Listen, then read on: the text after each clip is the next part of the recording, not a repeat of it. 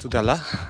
Bai, arratsalde on guztioi, ongietorriak Hondarribiko udaleko urriko osoko bilkurara, ohiko osoko bilkura dugun honetara.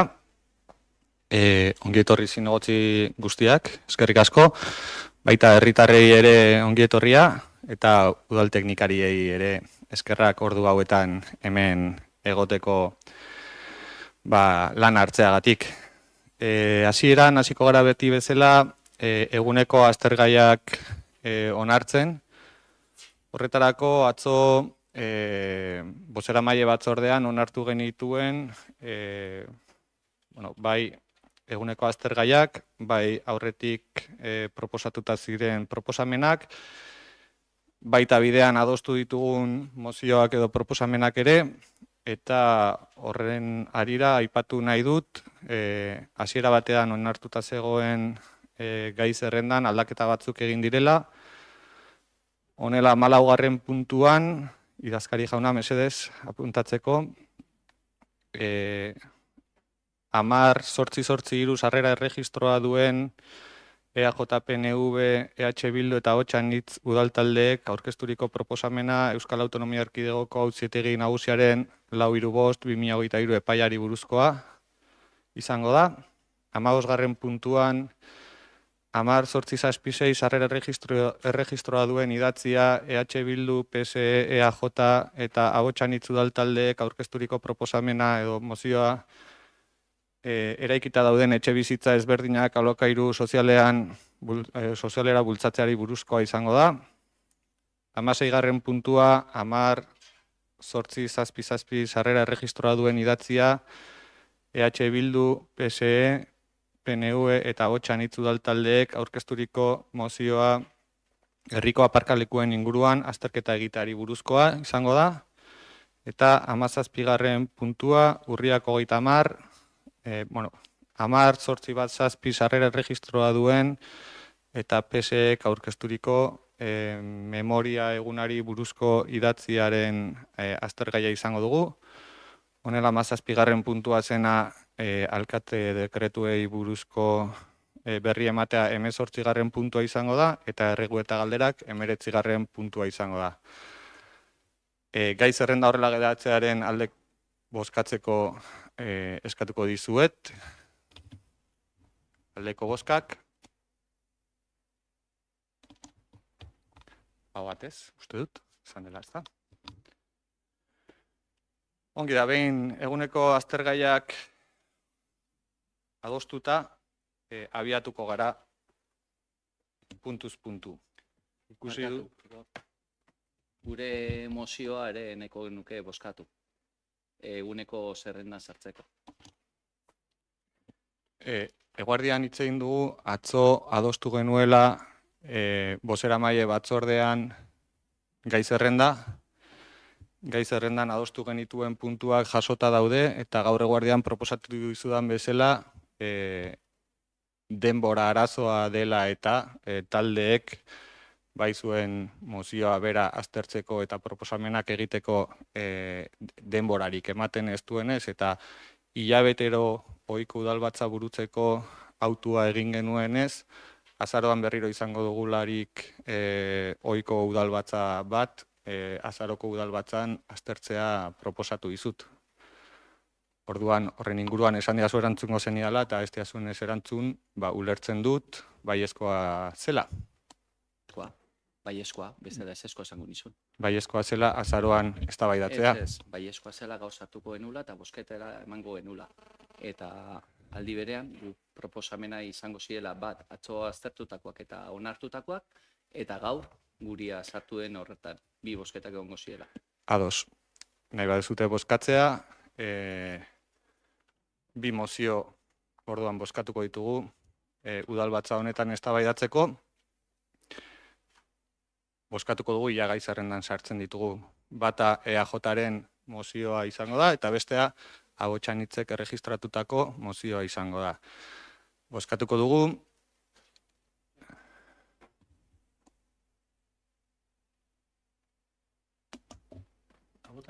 Otxanitzek gaur arratsaldean erregistratu du mozio bat eta proposatzen dut bi mozioak bozkatzera eramatea. Ez dugu, Igor, ez dugu jaso zuen mozioa. Eta zu guria bai. Zuek, vamos, alderdi guztia. Bueno, guk erregistratu dugu mozio bat, eta hemen azalpena egingo dugu mozio horrena, baldin eta aztergaien zerrendan jasotzen baldin bada.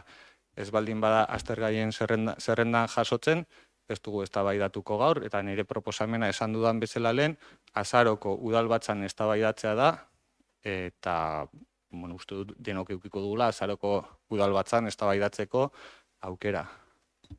Vale, ondo da.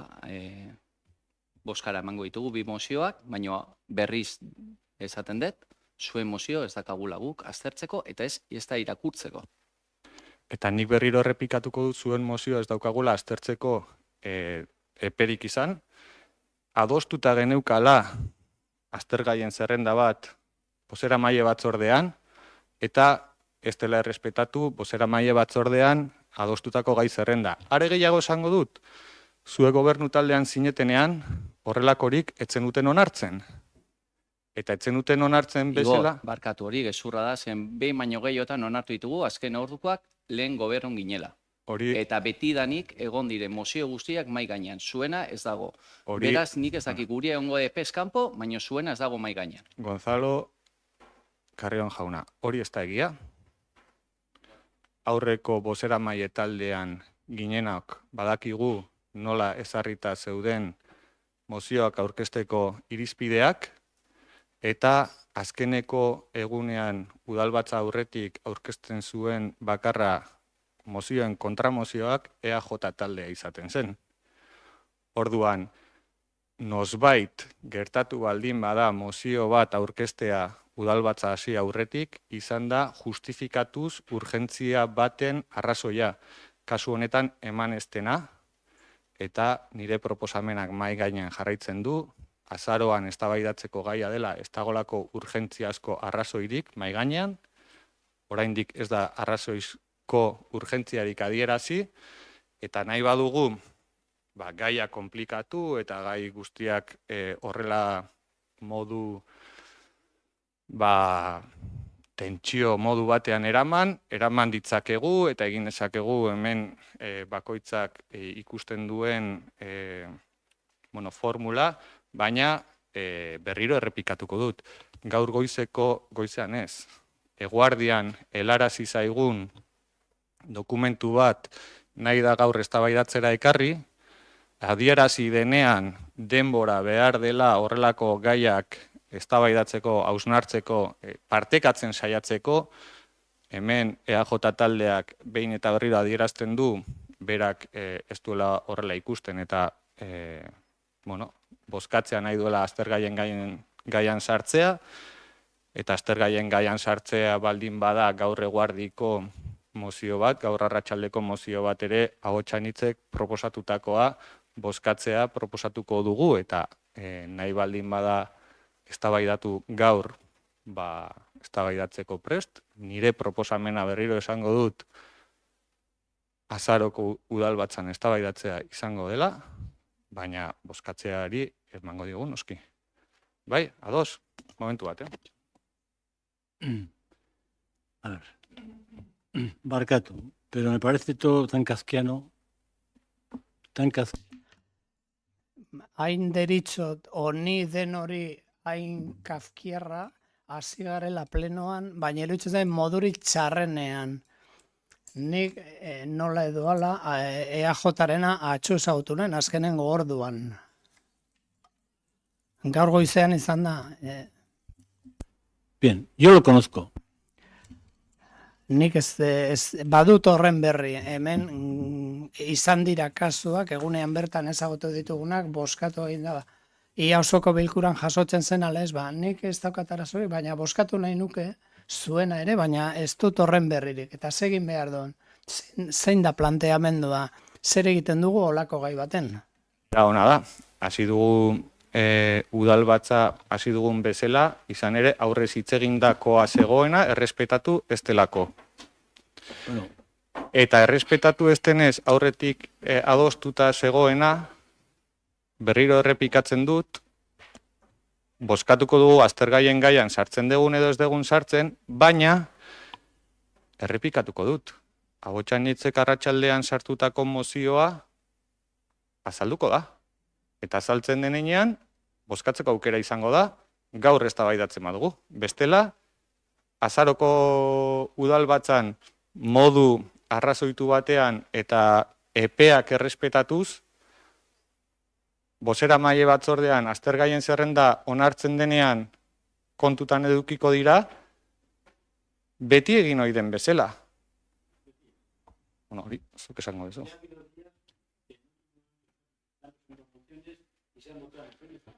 Legez onartuta dago azkeneko momentuan urgentziaz justifikatzen denean, eta hori esan dut nik gaur bertan, urgentziaz justifikatzen baldin bada onartu daitekela, baina hemen, mai gainean ez da urgentziazko motiborik jarri. Josu, eta zuk esango duzu nahi duzuna, baina neri ez zait egokia iruditzen horrela funtzionatzea. Eta urgentziazko kasu bada, urgentziazko adierazpen bada, urgentziazko lanketa bada, edo ohikotasunean kokatu liteken lanketa bada, edo 20 egun eduki ditugu horrelako lanketa bat jorratzeko, eta gaur eguardian aurkeztu da horrelako moduan WhatsApp bitartez zabaldu delarik.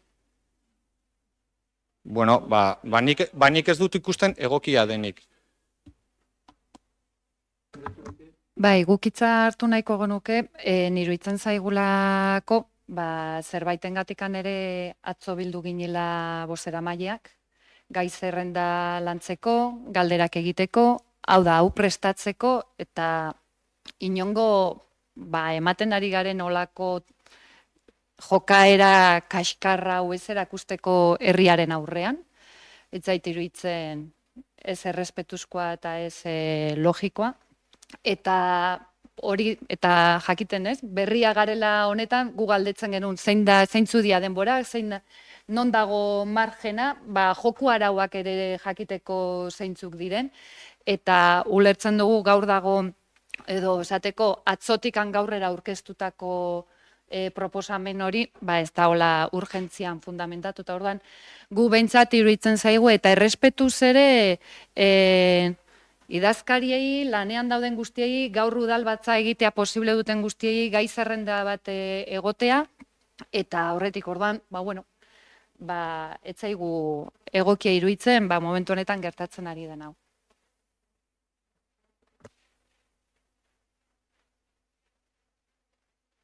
Orduan, boskatzen dugu boskara emateko, edo arautegi bat jarri beharko dugu hau dena jakiteko nola egin behar diren gauzak.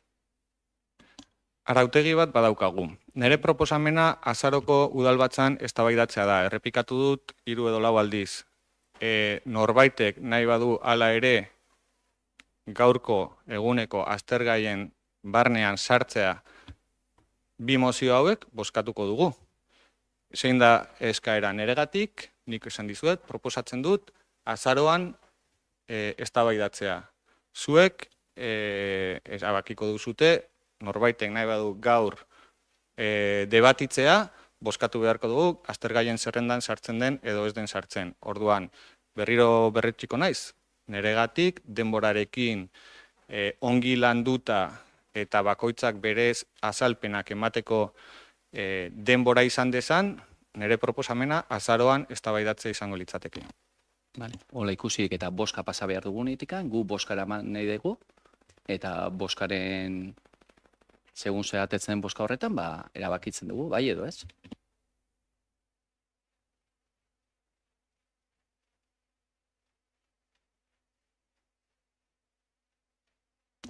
Si votamos, yo me abstengo.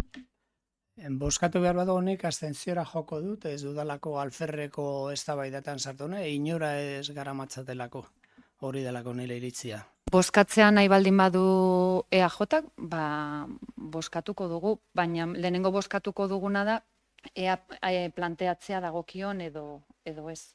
Ez bazaio arrazoia ja nahikoa iruditzen tal ere boskatu behar bada, boskatzen dugu, baina boskatzen dugu ea sartzen den edo ez den sartzen.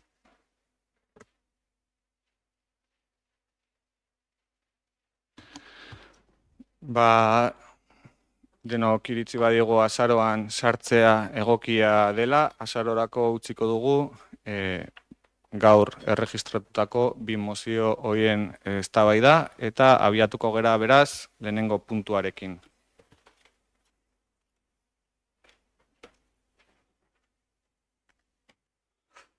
Lehenengo puntua 3171 zenbakiko alkate dekretuaren berri ematea da.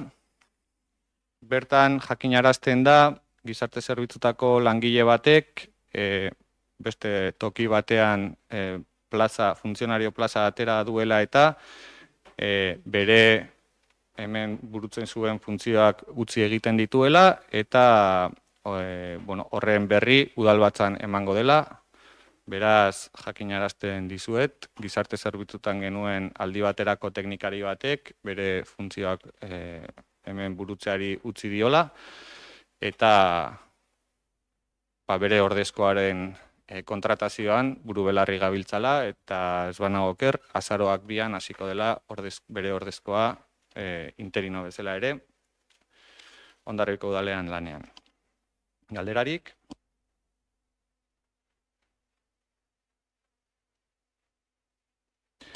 Bigarren puntura pasako gara, 2023ko 3. hiruileko informazioaren berri ematea da. Ordaintzeko batazbesteko epea, merkataritza operazioan dagoen berankortasuna eta aurrekontuaren exekuzioari dagokiona. Hemen hiru arlo desberdineri dagokion informazioa luzatu zaizue eta labur-labur adierazteko, ordaintzeko batazbesteko epea 3. hiruileko honetan 15 egunekoa izan da, batazbeste. Hondarribiko udalean ia 4 milioi euroko fakturak ordaindu dira, 13 eguneko batazbestekoan. Hondarribia Lantzenen 74.000 euro pasatxoko ordainketak egin dira, 74 euro pasatxoko batazbesteko epean eta Arma Plaza Fundazioan 104.000 euroko ordainketak egin dira, 28 eguneko epean batazbeste.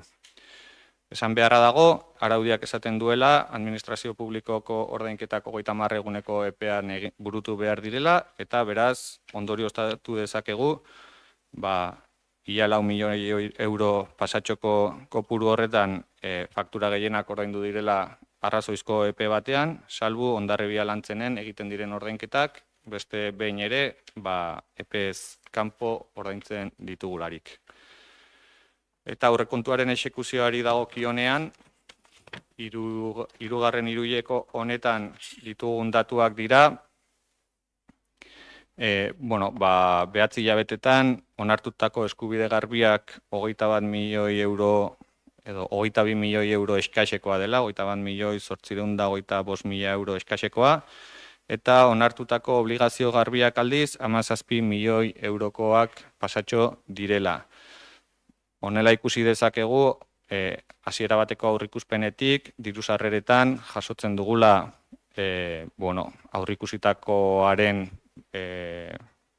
batazbesteko nahiko egoki bat, aldiz, exekuzioan edo gastuen dagokienean, 175ean egon beharko genuken horretan, oraindik badaukagula lan eta erdia edo gutxi gorabehera dela ordainketak egin ditugunak edo konprometitu ditugunak. Beraz, exekuzioa atzera xamar dago, urtero gertatu ohi den moduan.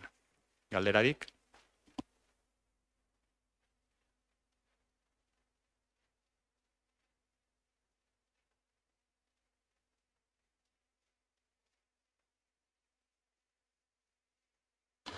Aurrera jarraituko dugu, beste berri emate batekin, 3. puntuari dagokiona, finantza kontroleko banakako txostenen, auditoria publikoen eta finantza kontroleko urteko planaren esparruan egindako laburpen txostenaren berri ematea da. Saiatuko naiz labur azaltzen, ze txosten mardul xamarra da, baina nahiko informazio emateko ere beharra dagoela ikusten dut. Urteko finantza kontrola planifikatu egiten da Hondarribiko udalean, esan nahi da kontrol finantzario egiten dela, baina aurrez planifikatutako parametro batzuren inguruan egiten dela, eta kasu honetan aurkezten zaizkigun txostenak 2022ko ekitaldiari dagozkion kontrolaren txostenaren berri ematen dira, kontu hartzaile Andereak eginikoak, eta aztertu diren arloetan diru sarrerak daude alde batetik eta gastuak beste alde batetik. Diru sarrerei dagokienean bi esparru, zergak alde batetik eta tasak bestetik. Zergei dagokionean jarduera ekonomikoen, ondasun higiezinen, trakzio mekanikoen eta hiri lurren balio gehikuntzaren zergen inguruko behaketa bat egin da eta ondorioztatzen dena da, bete egiten direla foru arauen irizpideak Hondarribiko udalean. Eta tasei dagokienean aldiz, xedapen bat egiten da, legeak esaten du guztiek, hau da, tasa guztiek, gastu publikoi aurre egiteko lagundu behar dutela, eta bakoitzak bere ekonomiaren ahalmenaren araberakoa izan beharko duela tasa hori. Eta tasei dagokienean ikusi da hobariak daudela zenbait tasetan eta bi kasu mahai gainean jartzen dira edo bi hobari jartzen dira txosten honetan behaketako foko bezala edo.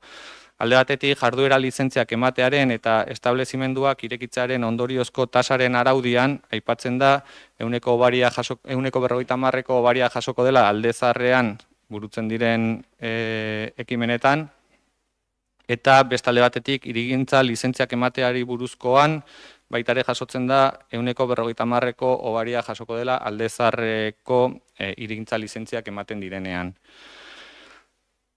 Kontu hartzaile Andereak gomendatzen duena da tasa hauetan ezarritako hobariak ez direla norberaren ekonomiaren ahalmenaren arabera edo jasotzen, eta nolabait kontrolatu egin beharko litzakela hobari hori jasotzerako garaian bakoitzak dituen ahalmen ekonomikoi erantzuten dien edo ez modu orokor horretan egitea zuzendu beharko litzakela gomendatzen du. Bestalde batetik hori diru sarrerei dagokienean, gastuei dagokienean, 3 atal ezberdin aipatu halko genituzke, alde batetik Hondarribiko udala, eta gero entitate dependenteak edo Hondarribia Lantzen eta Arma Plaza Fundazioa. Hondarribiko udalari dagokionean, hemen zaharrak berri aipatuko ditut, lehendik ere zeuden egoera nahiko antzekoak, eta egiten dituen azterketak pertsonalari dagokionean, egonkortze prozesuak behatu dira, eta hemen aipatzen da konkurtso oposizioa eta konkurtsoa berari dagozkion prozedurak, eta egiten den irakurketa da ez dela egoki ikusten udalean egindako lanagatik gehiago baloratzea langileen prozesu hauetan eman beharreko puntuazioak, ez baitu berdintasun printzipioari erantzuten. Eta ondorioztatzen da, berdintasun printzipio hori oinarrizko printzipio bat dela kontratazio prozesu guztietan, pertsonalaren kontratazio prozesu guztietan. Esan beharra daukat, egonkortze prozesu hau martxan daudela eta bidea egina dutela, beraz orain aldaketa bat egitea nekez ikusten dela, ez barimada epaitegien bitartez helegiteak sartzen direlako, baina momentu honetan prozesu horiek nahiko aurreratu xamar badaude, batzuk bereziki, mailak osatzen ari direlako balorazio horiek egiteko.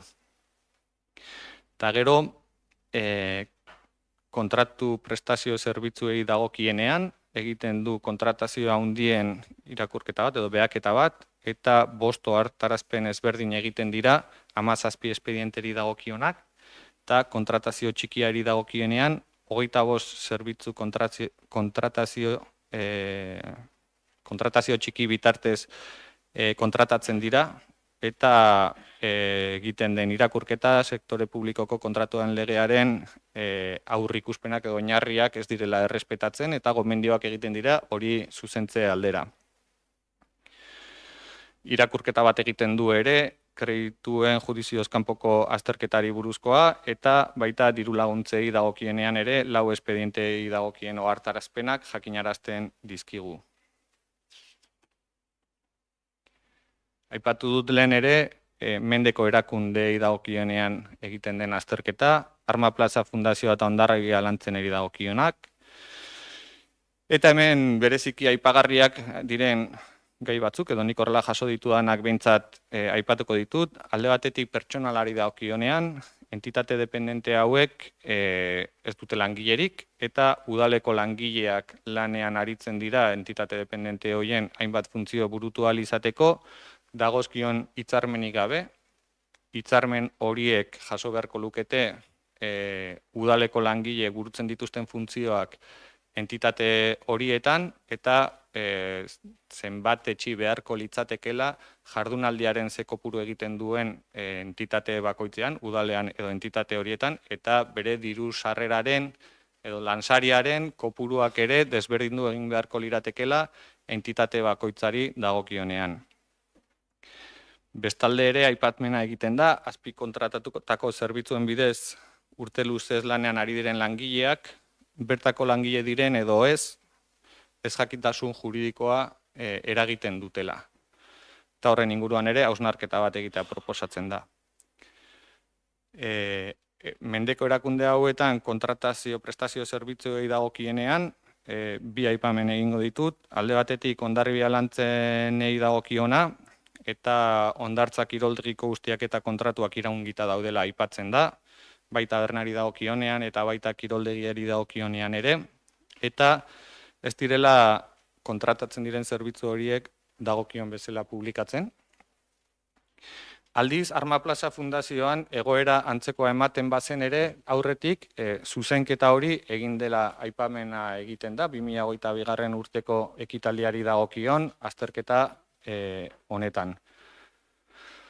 Bukatzeko eta aipatu ditudanez hainbat kasu zuzentzeko daudela, kontu hartzaile andereak proposatzen duena da, ekintza plan bat burutu beharra daukala Hondarribiko udalak, sortzen diren egoera ez zuzen guzti hauek konpontzera bidean, eta horretarako lanean jardu beharko genukela. Galderarik?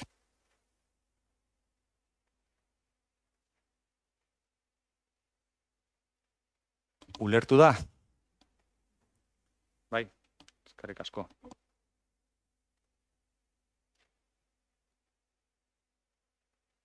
Laugarren puntua, 2/2023 kredituen judizioz kanpoko aitorpena onartzeko proposamenari dagokionean Luperi emango diotitza. Bai, arratsaldeon. 2022ko ekitaldian hainbat kontratu txikiren faktura geratu ziren ordaindu gabe, arrazoia zerbitzu hauen kontratazioa izapidetzerakoan araututa dagoen prozedura ez jarraitzea izan zelarik. Zegokion diru partidan gastua onartua ez etzelako izan. Bidali zaizuen dokumentazioan espediente honetan eragindako fakturen zerrenda erantsi da, 9 faktura dira osotara, 5.783 euro eta 20 zentimo guztira, eta egoera hau zuzentzeko eta behin ziurtatuta fakturatutako zerbitzuak bete direla, udalbatzaren ahalmena da egoera hau zuzentzea. Kreditu judizioz kanpoko aitorpena onartzea eta ondorioz faktura hauen ordainketa egitea aurtengo aurrekontua erabiliz. Kontu hartzailearen txostena, idazkariaren txostena eta kontratu txiki horiek izapidetzeko ardura zuten teknikarien txostenak ikusirik, proposatzen dugu 2/2023 kredituen judizioz kanpoko aitorpena onartzea eta ondorioz 2023ko aurrekontuetan dagokien partidetatik faktura hauen ordainketa egitea. Galderarik? Bozketara pasako era beraz, aldeko bozkak, aho batez onartuta.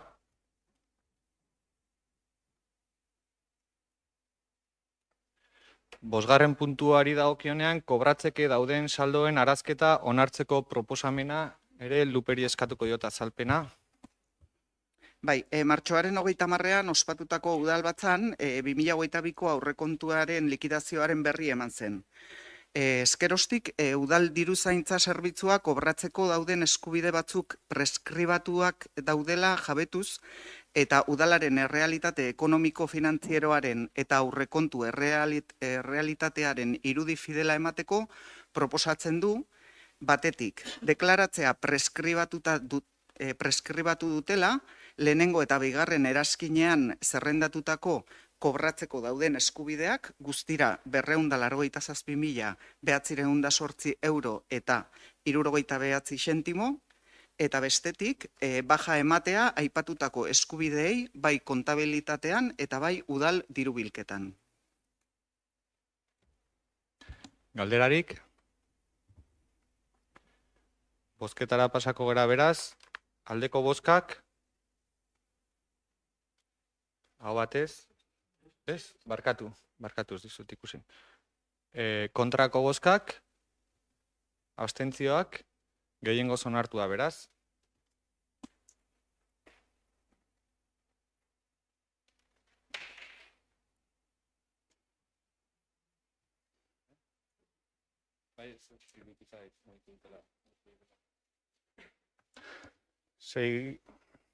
Seigarren puntura pasako gera, ordainketa bete behar aitortuen saldoen arazketa onartzeko proposamena, Lupe mesedez? Bai, aurreko puntuan bezala, martxoak 30ean ospatutako udalbatzan, 2022ko aurrekontuaren likidazioaren berria eman zenetik, udal diruzaintza zerbitzua antzemandu badaudela ordaintzeko agertzen diren betebehar batzuk preskribatutak. Eta udalaren errealitate ekonomiko-finantzieroaren eta aurrekontu errealitatearen irudi fidela emateko proposatzen du, lehenengo eranskinean, larazi zaizuen dokumentazioan dago, lehenengo eranskinean zerrendatutako ordaintzeko dauden aitortutako betebeharrak, guztira 1.989 euro eta 98 zentimokoa preskribatu dutela adieraztea. Eta betebehar horiek baja ematea udal kontabilitatean.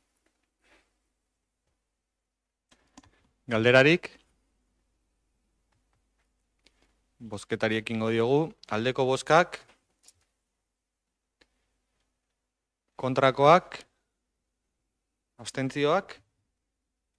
Gehiengoz onartuta beraz.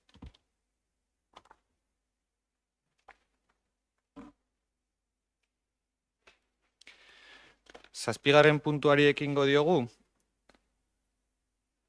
Udal ordenantza, Hondarribiko udaleko langile publiko izateko hautapen prozesuetan bitarteko elektronikoen bidez harremanak izateko betebeharra arautzen duenaren onarpen proposamena da. Kasu honetan, aztertu da udal teknikarien aldetik badaukagula gabezi bat kontratazio publikoak burutzerako garaian izapidetu beharreko tramiteak kudeatzeko pertsonal falta nabarmena daukagula. Eta horri erantzuteko proposatzen da ordenantza hau. Ordenantza honetan jasotzen dena da burutuko diren kontratazio publikoak, pertsonalaren kontratazio publikoak, behintzat hasierako aurkezpen guztiak eta dokumentazio aurkezpenak eta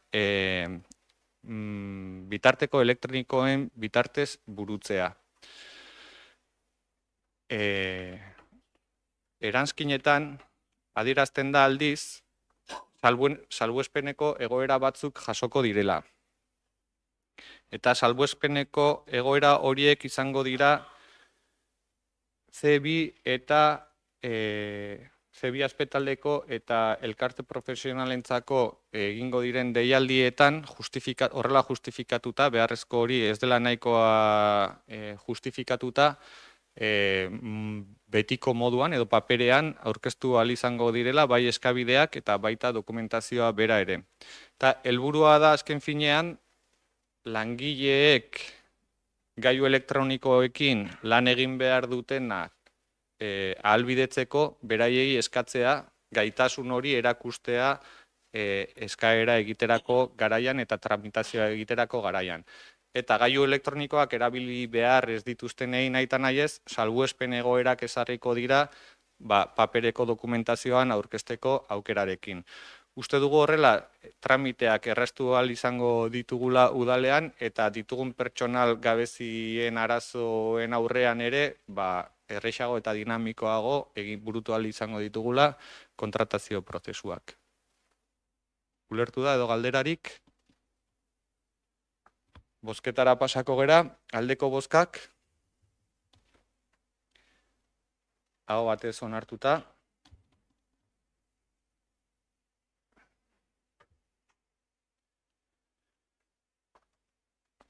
Zortzigarren puntura pasako gara, eta 2023ko soldata igoerari buruzko proposamena dakarkigu oraingoan.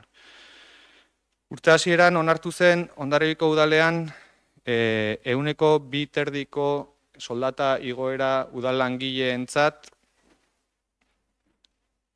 estatuko aurrekontuen legeetan oinarrituta, baina jasotzen zen urtean zehar baldintza ekonomiko egokiak egongo balira 0,5%ko gehigarri bat aplikatu ahalko zela aldagai ekonomiko horiek publiko egiten ziren momentuan. Aldagai ekonomiko baikor horiek publiko egin direnean, 0,5%ko igoera bat gehiago egitea ahalbidetzen denez, eta 2,5%ko urte hasieran onartutako igoera ez denez oraindikan nominetan aplikatu, proposatzen dena da 0,5%ko gehigarri hori txertatzea ja, eta alden azkarren 3%ko igoera, soldata igoera egitea udaleko langile publiko guztiei, urtarrilak bateko atzera eragina izango duelarik. Galderarik? Aipamen txiki bat bakarrik. 286/2023 txostena espainolutez jaso dugula eta eskertuko genukela euskeraz ere jasotzea mesedez.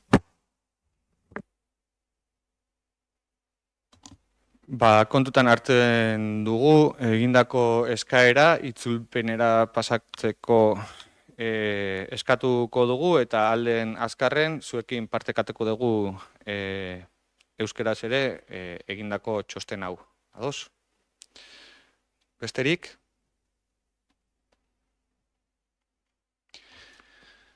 Bozketara pasatuko dugu beraz, 2023ko soldata igoera 3%koa izatea, urtarrilaren bateko atzera eraginkortasunez, galdera? Ez? Aldeko bozkak? Hau batez onartuta. 9. puntura egingo dugu salto beraz.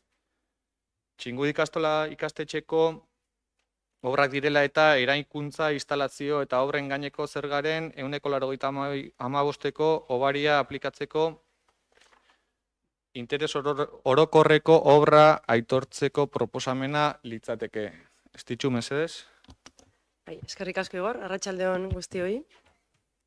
Gai hau azkeneko batzordean hitz egin genuen, 23ko, urriaren 19koa barkatu, eta bertan gauza da Eusko Jaurlaritzak Hezkuntza Sailaren bitartez eskatu duela Txingudi ikastolan obra bat egitea, saneamenduarekin zerikusia duen obra bat, izan ere euri-ur eta urbeltzen bilketa bereizteko obra bat da. Honek bere ibilbide teknikoa egin du, aurrera joan da, eskakizun teknikoak bete ditu, eta gaur honera ekartzen dana ez dauka horrekin zerikusirik, baizik eta proposatzen dena da horrengoa, ez? Kontutan eduki behar dugu, eraikina gurea dela, eta beraiek obra baimen hori eskatzen dutela, beraz. Gaurko proposamena da, alde batetik, obra hori interes bereziko obratzat deklaratzea, eta honen ondorioz obra gaineko zergaren 185ko obaria aplikatzea. Eta esan dudanarekin lotuta, bigarren eskaria da Hondarribiko udalak baimena ematea obra hori egiteko bere eraikina delako. Eta holaxe hori da bozkatu behar duguna. Ez dakit galderarik edo dudarik dagoen. Gu erabat ados gaude egindako obariekin, legez hola jartzen du, baina gu zalantza badakagu, gaur jaso dugu dekreto bat, hori sinatuta dagola, eta ez dakit bozketa horretan dekretoa lehenotikan sinatuta, eta bozketa erabat independientea den. Bai, horregatik esan dut, gauza bat da obraren lizentzia, eta obraren lizentziak bere bide teknikoa egin du, teknikariek eskatutako eskakizun guztiak bete dituzte, uraren txostena aldekoa jaso da, orduan lizentziari baimena eman zaio, baina independientea da, eraikina gurea denez guk baimena eman behar diogu. Bale, osea, dira bi gauza ezberdin. Orduan, bozketara datorrena da, guk udal bezala baimentzea Eusko Jaurlaritzari obra egiten. Ez, obaria ez? Bi gauzak, obaria eta obraren baimena, bai, bi gauzak dira. Bozkatzen duguna? Bai, bozkatzen Vale. da obaria eta baimena ematea obra egiteko. Eta gaur orduan jaso dugun dekretua sinatuta, Eske hori teknikoa da, lan teknikoa da. baina Da- onartu behar badugu orain, zebatik handago lehenotikan sinatua. Dalako obra lizentzia. Ez da, a ber, nik hau batzutan izaten da pixka aldrebes ulertzeko, baina nik eskatu dezaket obra egitea zure etxean, eta teknikoki ondo baldin badago, zerbitzu teknikoek lizentzia emango didate, baina gero zuk baimena eman beharko didazu zure etxea delako, ulertzen. Bai. Eta orduan hori da gertatzen dena. Osea, Vale. lizentzia sinatuta dago, teknikoki egokia delako eskatu dutena, baina orain gu eraikinaren jabe bezala, baimena eman behar diegu obra hori egiteko. Orduan, gaur sinatutakoa da lizentzia, Hori da, eta ez baimena. hori da. Hori da. Vale, Bai? ulertuta.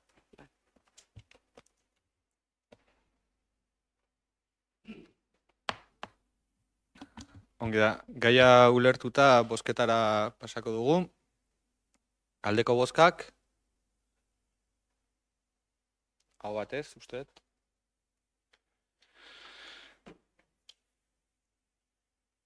Eta 10. puntura pasako gara. Hemen proposamenak deituriko atalera pasako gara. 10. puntuan ikastetxe eraikinak eta udal eraikinak garbitzeko eta desinfektatzeko zerbitzuaren kontratua luzatzeko proposamena da, eta honen harira esan beharra daukat, etzela gure asmoa hasiera batean prozedura horrela burutzea, adierazi nizuen bezala aurreko bozeramaile batean gure asmoa zen kontratazio hau esleitzea, 2 urteko epemuga egin eta kontratazio berri bat esleitzea, izan ere greba egin zuten garaitik, akordio bat sinatu zen bai langile, bai sindikatu langile eta langile ordezkari hobeto esan da, bai enpresa eta bai udal garai hartan zeuden udal ordezkarien artean, non lan baldintzak hobetuko ziren eta lan baldintza horiek hobetuko zituzten lizitazioa jasoko zuen prozedura berri bat abiatzeko asmoa geneukan. Eta, bueno, horrela jakinarazi zen gure aldetik prozedura egiteko asmoa, baina bide horretan teknikariek lana egin zuten, baina txostenak egiterako garaian, legez kontrako txostenak helarazi zizkiguten, eta talde guztiei, adierazi genizuen, gure aldetik prest geundela kontrako txosten horien gainetik aurretik hartutako konpromisoei erantzuteko, baina eskatzen genula aho bateko tasun bat izan behar zuela prozedura horrekin jarraitu ahal izateko. Zenbait taldek ez zuten alde egiteko nahia adierazi eta hori horrela aurkitu ginen neurri batean ezpata eta paretaren artean, non konpromiso batzuk aurrez hartuak zeuden, langileekiko eta enpresarekiko konpromisoak hartuta zeudela firmatuta zegoelako eta prozedurarekin ezin aurrera jarraitu, ez baitzen ez adostasun politikoa eta teknikarien aldetik ere kontrako irizpena egiten zelako.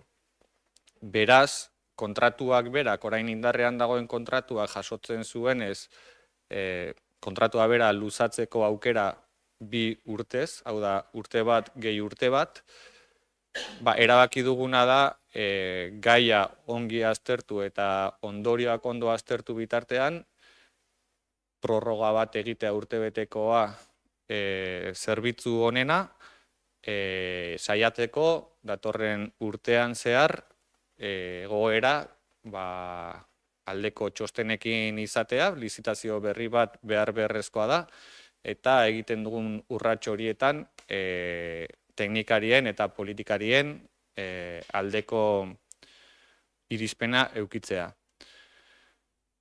Neurri batean ere esan beharra daukat, eta lehen esan dut, ezpata eta paredetaren artean aurkitzen garela, izan ere egiten den kontrako txostenaren irizpena da egiten zen lizitazioa etzela oinarritzen sektoreko hitzarmen batean, edo estatal mailako hitzarmen batean, baizik eta enpresako hitzarmen batean oinarritzen zela, 2021 batean kontratua egin zen bezalaxe, baina garai hortan etzen kontrako irizmenik egin, eta orain kontrako irizmena egiten da zerbitzu honena, baina baditugu beste 11 zerbitzu kontratatutak enpresako hitzarmenekin, eta hau da lehenengo arazoa jartzen zaiguna mahai gainean, baina zalantzarik gabe beste hainbat zerbitzu baditugu enpresako hitzarmenekin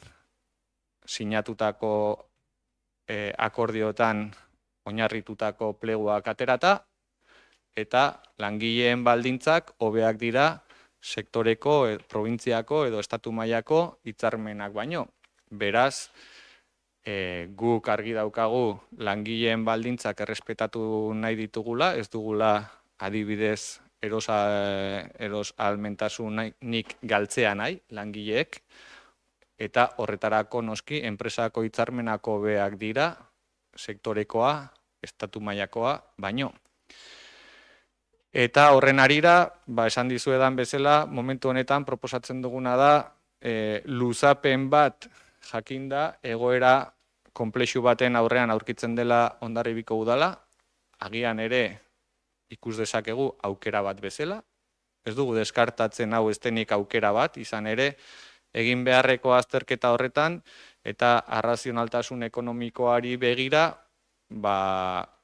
pentsatzen dugu egon daitezkela hainbat zerbitzu langilego propioz kontratatuta merkeagoa izan daitekeela gaur egun azpikontratatuta izatea baino. Eta beraz, gure nahia eta asmoa behin eta berriro adierazi dugun bezala, zerbitzuak berriro kudeaketa publikora itzultzeko bidean, agian aukera bat bezala ere ikusi beharra daukagu.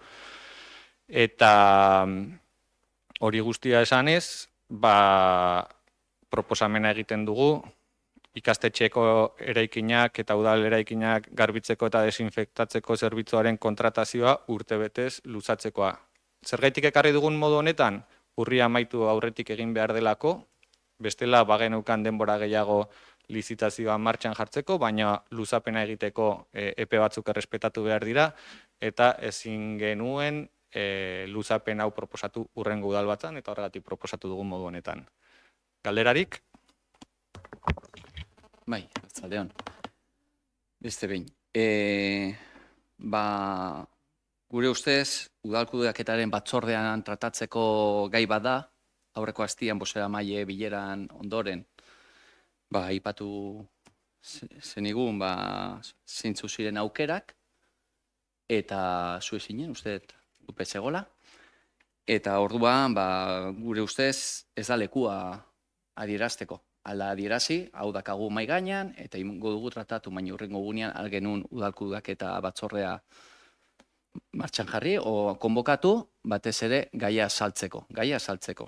Eta ez esan, bihar dut erantzuna biharko bilera batean, eta hori, denak aztertu behar ditugu gai guztiak, eta egiten dugu. Eta onartzen dugu, eta baiezko emango digu bozkari. Batez ere da, zuzenketa hori egiteko. Ez dela lekua, modua bai abisatzeko, baina bai komeniko zen batzordean kudeatu behar den, o eztabaidatu behar den lekua delako.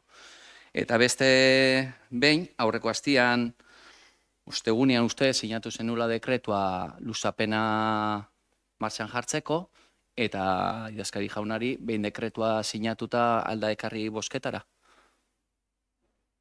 Dekretua Ezen sinatu dekretua luzatzeko zerbitzua aurreko astian?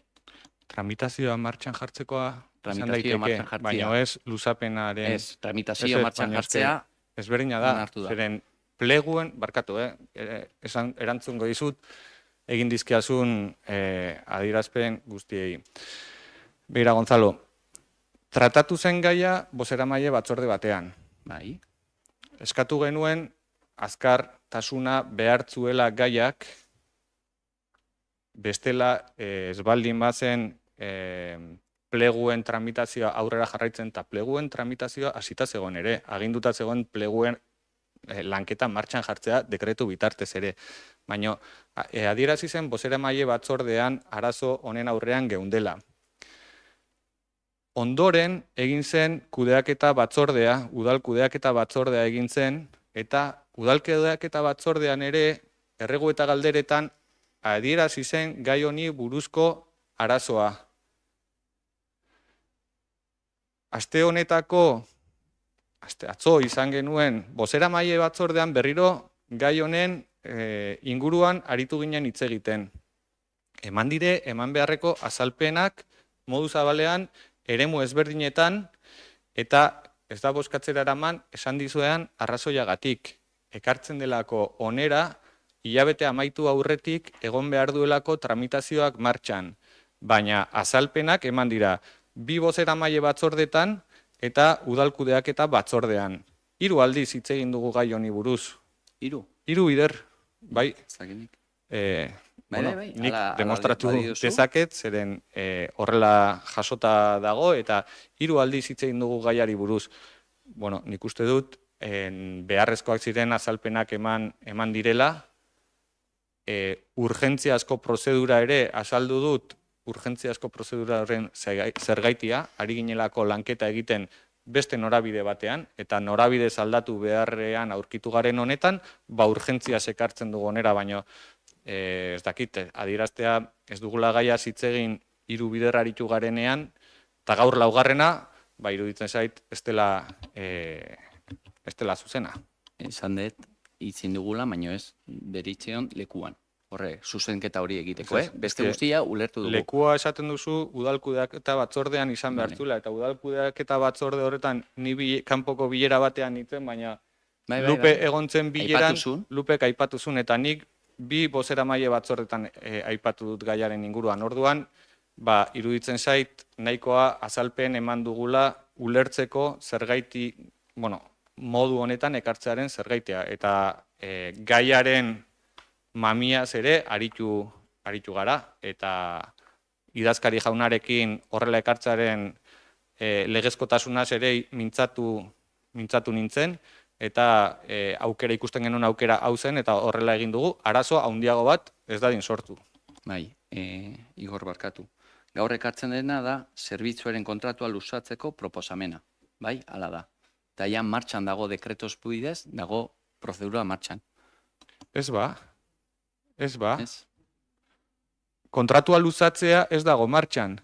Daude tramite administratiboak egiten. Hori da. Bai, baina eske plegua ekarri beharko genu onartzera ere. Ez plegua Ez, baina nik bai. Zuk ez duzuna esaten, nik bai esan dezaket.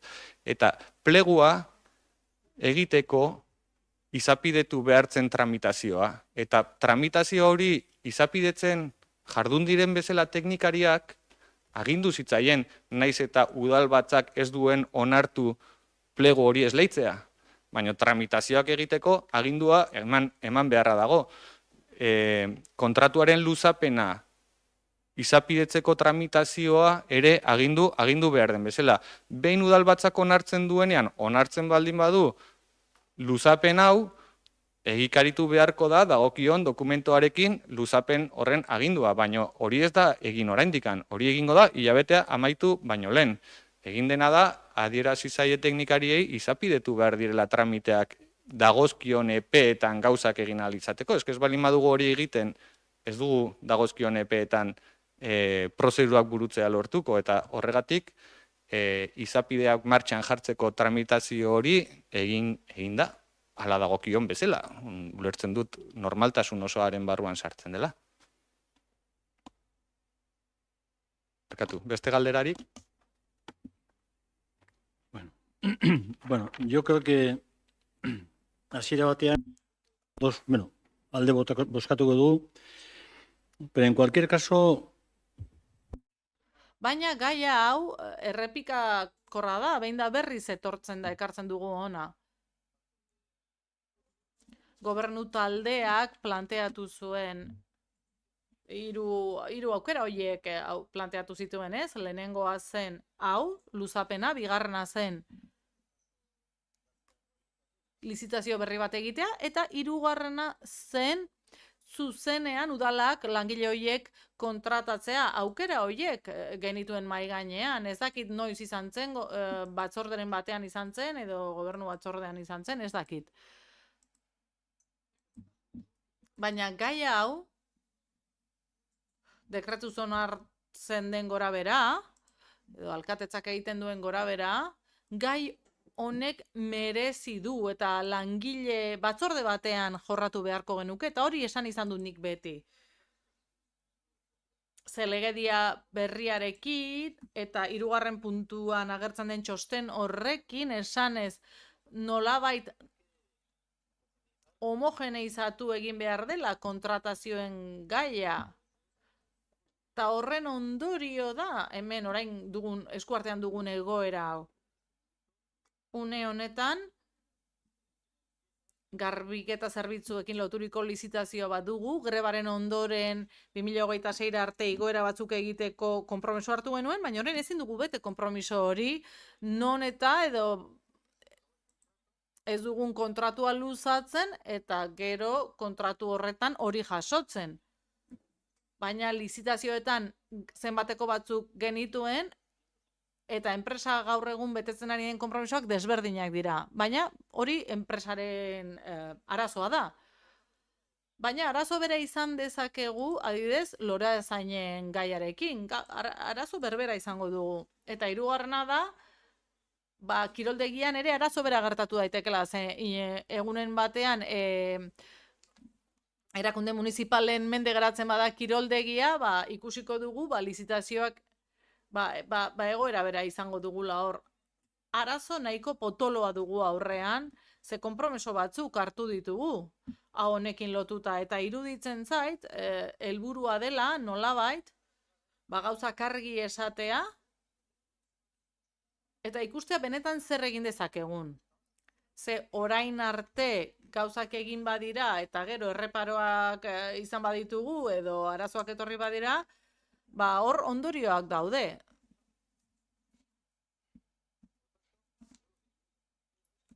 Orduan, nik esango nuke edo proposatuko nuke kontratazioekin loturiko gai hauek batzorde pertsonal edo langile batzorde batean jorratzea eta gauzak argi eta garden esatea. Komitea ere hor dela ze. Hor beste erakunde batzu daude, beraien iritzia dute, berdin di hori udal batzan hitz egin, bozeramaileen batzordean hitz egin, baina langileen batzordea da gakoa niretzat. Hor dago gakoa. Ze arazoa potoloa da eta konpromisoak hartu ditugu dagoeneko, eta ez dakit, benetan ez dakit, bete halko ditugun legez konpromiso horiek, eta hori udal honen arazo bat da, udal hau osatzen dugun guztiona. Beraz, eskatzen dut mesedez gai hau langile batzorde batean jorratzea. Eta formularen bat bilatzea arazoari irtenbide bat emateko. Argi eta garbi hitz egin behar dugu hori bai. Eta hauek dira, gauzak argi esan eta ondoriak zein diren esan. Posten hau asko...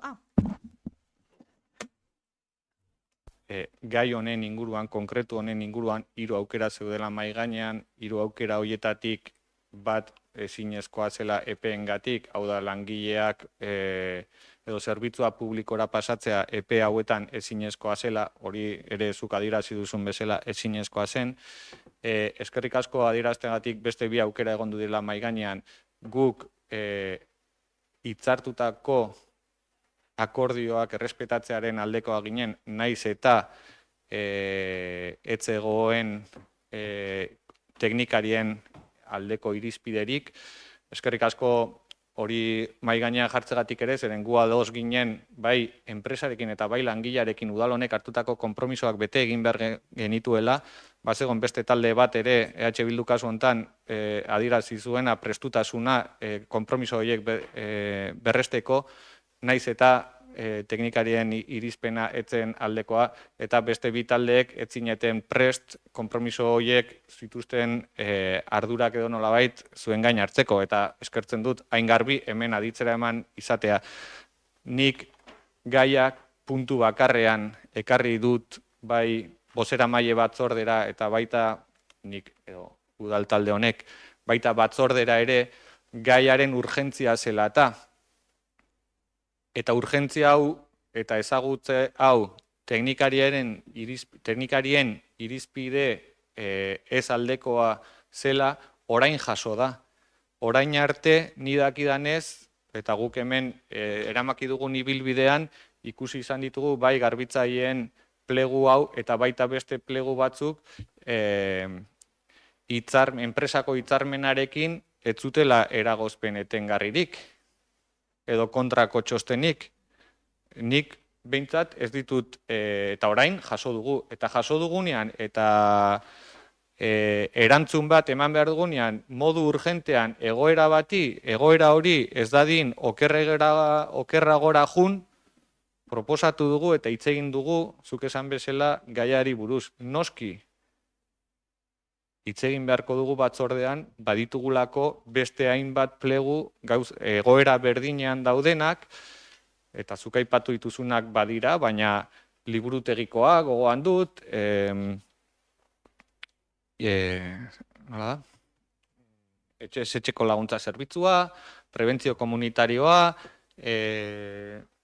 artxiboko kontratazioa ere badugu, baditugu hainbat kontratazio aztertu behar direna guztiak zeren baitan dauden langileak kontratatuta. Sektoreko hitzarmenaren bitartez edo enpresako hitzarmenaren bitartez. Ta noski, erronka potentea daukagu. Eta hori da nik lehen mailan gainean jarri dudana eta eskertzen dutzuk ere kezka berdina izatea. Eta eskertuko nizuke mesedez mikrofonoa itxiko batzenu. Besterik? Bai, guk gai honen inguruan bai adierazi genuen, ez? Hasieratikan prest ginela langilek hanbeste hilabetetan burrukatukadako eskubide horiek babesten zituen lizitazio horri bide emateko, eta hori zela eta uste dut azalpenetan agian falta zela, zeguk gure reflexioa bilera hori ondoren, lehengo astelenean eduki genula lehenengo aldiz honen berri, planteatzen genuna zen tokiko gobernuari dagokiola kudeaketako erabakiak hartzea eta aldiz udalbatzari nebadezute norabide politikoa. Eta orduan galdera egiten genizuen ea zergaitikan ekarri behartzen gai hau derrigorrez udalbatzara jakiten etzala agian erabateko adostasuna egongo eta ikusita zer dagoen guzti horren atzean. Uste dut zenbateko batzuen inguruan eta hitz egin zenean eta uste dut gai hain konplikatua garrantzitsua eta izanik garrantzitsua delare jakitea zergaitik etorri behar duen gai honetara. Ze akaso agian beste gaiak ez dira derrigorrez udalbatzara ekarri behar eta beste jarrera bat suertatu daiteke. Mai gainean nahi nun, iruditzen zitzaidalako puntu garrantzitsua izan zela elkarrizketa hori eta gaur honera ekartzeko ere, bai. Eskerrik asko. Bai, eskerrik asko zuri gogorarazteagatik. Prozedurak badaude kontratazio publikoko hainbat prozedura kopuruarengatik, bai gobernu taldean erabaki daitezkenak, eta beste batzuk nahita nahi ez, alkateak ere badauka eskumena zenbait kontratazio burutzeko, eta delegazioa duten beste zinegotziek ere, baituzte eskumenak zenbait kontratazio burutzeko, eta kopuruengatik, ez banago oker, 1.000.000 eurotik gorako kontratuak izapidetu behar direnean, eta bestela eskertuko nuke teknikariek zuzentzea, kopuru zehatz batzuetatik aurrera udalbatza da kontratazioa egitearen eskumena duena. Eta horregatik gai hau bere garaian udalbatzatik pasa zen bezala, orain ere udalbatzatik pasatzea komenigarria zela edo beharrezkoa zela adierazi zidan idazkari jaunak. Eta kopuruak zehazten badituzte zuek, badagolako obra eta zerbitzuen artean diferentziak. Organo eskumenduna plenoa da, kopuruaren gatik. Eta kopurua, kalkulatzeko kopurua muga da dirusarreren 10%-aren muga hori. Orduan, kopuruak nola goitik egiten du, plenari dagokion hartzea luzapen.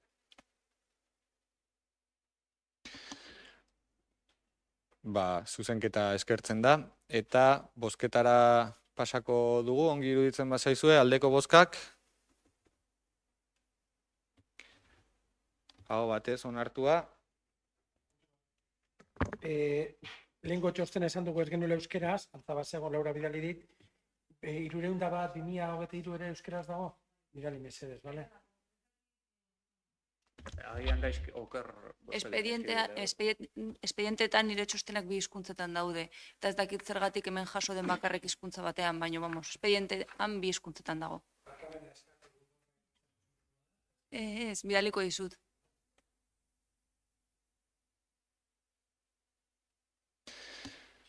Aurrera jarraituko dugu, 11. puntua, kredituen xede aldatzeko proposamena, partida konkretu baten ingurukoa, udal lurzoru ondareari dagokiona. Estitxuri eskatuko diot, azalpena. Bai, eskerrik asko Igor.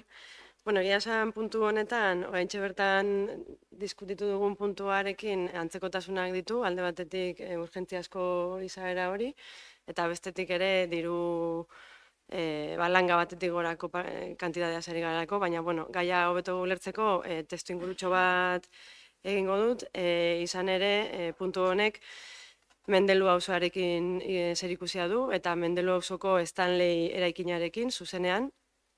Denok dakigu Mendelu auzoak gabezi handiak dituela, izan ere urte askotako esku hartzerik ez dute izan, ekipamendu publikoa ez daukateia, etxe bizitzen egoera oso kaskarra da, eta azken denboran Mugondo etxe bizitza taldeko arazo hori mahai gainean daukagu ere. Beraz, esango nuke batzordean hitz egin dugunagatik, udal talde politiko guztiak nahiko ados gaudela, auzo horrek merezi duela atentzio berezi bat. Hau kontutan edukita ikusi genuen, edo, segurazki denok dakizue Stanley eraikina salgai dagoela eta suertatu zen eraikin hori erosteko aukera. Izan ere, eraikin hori gure ganatuko bagenu, aukera emango liguke alde batetik auzoari falta zaizkion ekipamendu horiek emateko, eta bestalde ere auzoarekin egin nahi den birgaitze eta berroneratze lanketa horietan hain garrantzizkoa den auzoko bulego edo opengela bat irekitzeko lekua edukiko genuke. De hecho, oraintxe bertan auzotarrek demandatzen duten zerbitzu bat da. Ikusita eraikin honek hainbat onura ekarri ditzazkiokela bai auzoari eta baita gero guri ere aurrera egiteko honetan, hasi ginen eraikin hau erosteko lanketan jabekideekin. Hor dauzkazue, udal arkitektu Andreak egindako balorazio ekonomikoak, baita ere eraikinaren inventarioa, katastroaren dokumentuak, argazkiak, eta azkenean akordio batetara iritsi gara jabekideekin, non 569.354,40 eurotan erostea proposatzen den. Gertatzen da, aurreko puntuan gertatzen zen berdina. Berez, eraikin hau erosteko eskumena alkate jaunak edo udal gobernu taldeak dauka. Beraz, ez da udalbatzara ekartzen erostearen adostasuna, baizik eta dirua nondik aterako dugun. Hau erosteko, lehenengo begiratu genuen, ea diru partidan dirua zegoen, eta diru partida izan behar zen PMS bezala ezagutzen dugun, edo udalaren lurzoru ondarearen partidatik. kontu hartzailetatik esaten zaigu baietz, dirua badagoela, baina diru horrek beste helburu edo beste helburu bat zuela. Eta beraz, hori da udalbatza honetan onartu behar deguna. Hau da, diru partida horretarako zegoen helburua printzipioz, okerrez banago, hasiera batean, zegoen pentsatuta Lapitz jaunaren jabetza, ez? Bila mendiako begaina sota eta baratza erosteko, eta orduan udalbatza honek adostasuna ematen baldin badio, helburu hori aldatuko genuke Mendelu 15 eraikina erosteko. Bai, ulertzen da ezberdintasuna, ez? Bale. Eta orduan, hori izango zen lehenengo puntua, eta bigarrena da, adostasunetara iristen bagara, kontu hartzailetza sailari jakinarazteko udal aurrekontuari dagozkion doikuntzak egin ditzan. Ez dakit dudarik edo galderarik dagoen? Bai, ez ditxo eskerrik asko, azalpena ona, baina boska ekartzen duguna da azken horrian dagona, crédito, modificación de objeto de crédito de la partida, ez? Ez, modificación de... Hori da.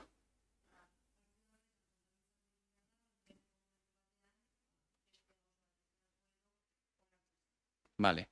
Eta orduan da, aurreko txosten guztia hau jaso duguna delare estalen itxekoa, hori gero batzorretik pasaberra onartzeko, ia zuzenean erosten dugu. Bai, komentatu dudan bezala, kantidadea ez da langatik pasatzen, beraz eskumena alkatearena da, baina orain arte egin dugun bezala, batzordean informatu dugu aurreko pausuetaz, gertatzen dena da, urgentziaz ekarri dugula, urtea bukatzen ari delako, diru hori gastatu behar delako, eta akordiora iritsi ginelako aurreko astean. Orduan, horregatik egin dugu, horren korrika. Baina bai, noski batzordetik pasatuko da informatzeko, bai. Gu bagenekin martxan zegoela dena, guk erabat ados gaude, gai hau gaina urtarria bukaiera otzaietik datorratzetikan, eta erabat ados gaude honetara. Bai gustatuko litzai guke aurreko aste bukaieran eskatu genuela txosten ea loreak zeukan arkitektak, ea zeukan txostena prest, esan zigun hor zeudela guandikan, eta eman zigun azalpenai gabe txostena azaltzeko, arkitektaren txostena. Beste guztia gustatuko litzaiake batzorre bat hau azaltzeko, eta lehen bailen jartzia eraikinaren erosteri martzan.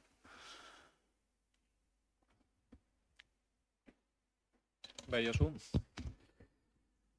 Bueno, a ver, si se trae...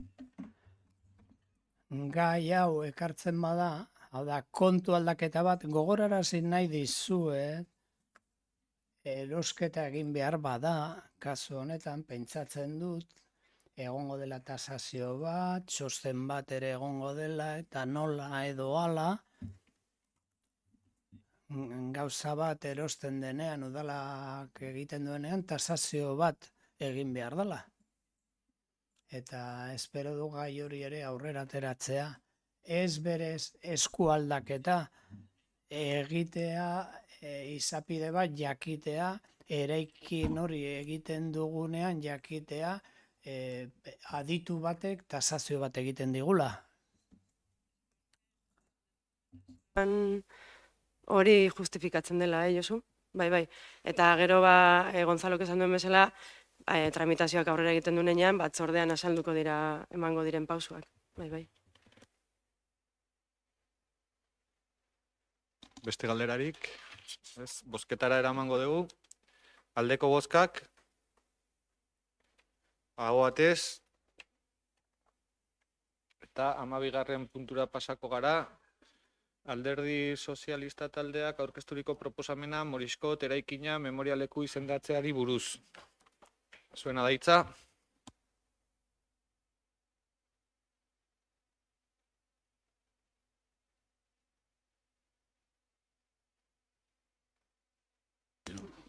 Guk ekarri ditu plenautara hiru mozio, eta hautako bat izango litzateke Moriskot se ha declarado el lugar de la memoria.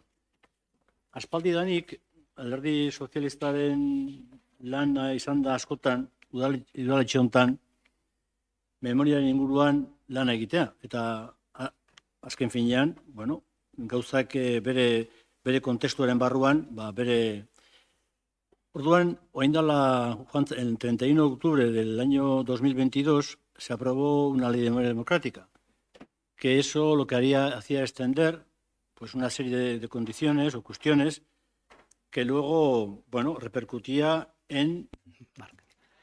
A través de esa ley de memoria histórica, de memoria democrática, lo que se hacía era que fuera cada ayuntamiento... Bai.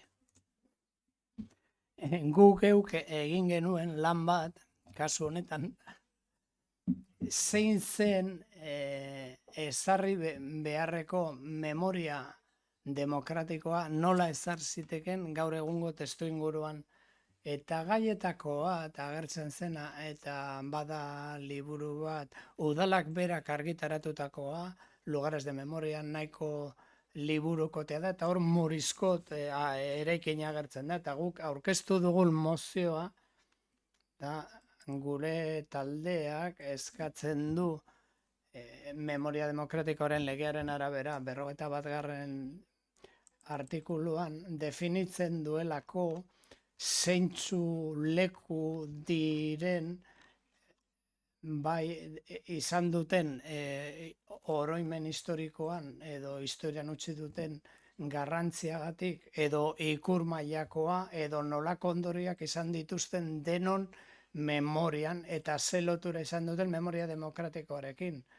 Bai herritarren borroka, emakumeen borroka eta jendearen kontra egindako represioa aurka egin baitzioten, bai estatu kolpeari eta bai diktadurari, eta baita balio demokratikoa sakontzaren alde, Morizkot eraikina erabili izan zenen frankismok elkarri zituen umeen aterpen moduan, erbestera joan behar izan zutelako uztailaren 18ko estatu kolpearen ondorez. Erlijio ordena bat zaintzen zituen umeak emateke edo bai beren zenidei edo erregimenaren aldekoei beren gurasoak gartzelan bazauden edo zein baziren itzuli. Azken baten esan behar dugu ere eraikin hori dela gure udalean dagoen ostalaritza historikoaren ondare bat. Eta horregatik eskatzen diogu eskatzea memoria demokratikoaren estatu idazkaritzari adieraz dezala o memoria leku moduan Morizkot. Zergatik zen importantea, 36an joan behar izan zutelako bordelera, eta itzultzen zirena dena pasatzen ziren eraikin horretatik oso eraikin berezia da, badaukana gainera importantzia edo garrantzi handia, eta nola nahi ere den Hondarribian oraindik garrantzizkoa da hori dena adierazi eta gogoratu alizatea. Eskerrik asko. Eskerrik asko zuri Josu. Aitzol mesedez. Bai, arratsaldeon. Josuk izan dagoaren arira gaur hori, 3 mozio ekartzen duztelaren memoriaren inguruan, guk lehenik eta behin aipatu behar dugu, memoriaren gaietan norabide jakin bat edo, ikusten dela honetan, ez?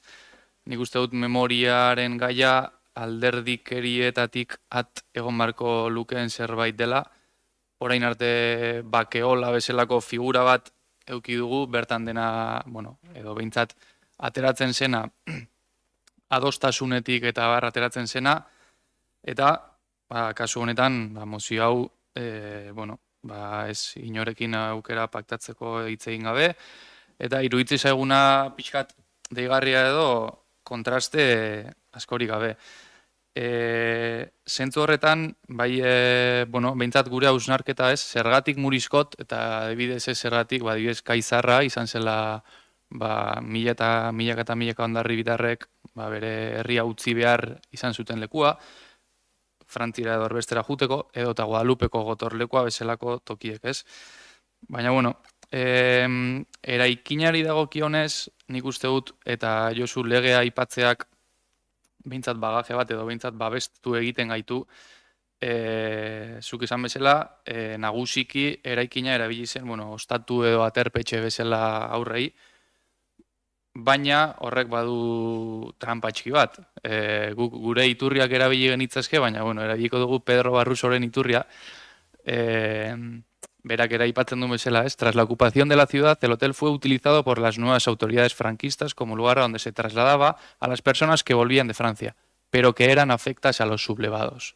Orduan, ari gera balioan jartzen eraikin bat, non gerra, diktadura eta barren biktimen aurka dijoan, hau da, biktima hoiek beste behin zapaltzen dituen, kolpisten familiak erabiltzen zituzten, ez errepublikaren edo antifrankistak zirenen biktimak edo ez zituen kontuan hartzen. Eta guk uste dugu legearen espiritua edo behintzat eraikin honetan edo behintzat esan nahia edo ez datorrela bat. Zentzu horretan ere faltan botatzen dugu adibidez, eta akaso horregatikan ere bai izendatu litzateke memoria leku edo espazio, gerra garaian Muriskot eraikina ordena publikoa eta garraio komisaldegi bezala funtzionatu zuen, han egon ziren Angel Manterola, Domingo Azpiazu, Jose Miguel Etxanit bezalako ondarri bitarrak lanean, akaso enfoke horrekin uler genezake, baina esan nahi hau kontuan hartuta eta batez ere bere karga nagusia horrela zurituta guk behintzat kasu honetan kontra bozkatu behar dugu. Eskerrik asko. Besterik?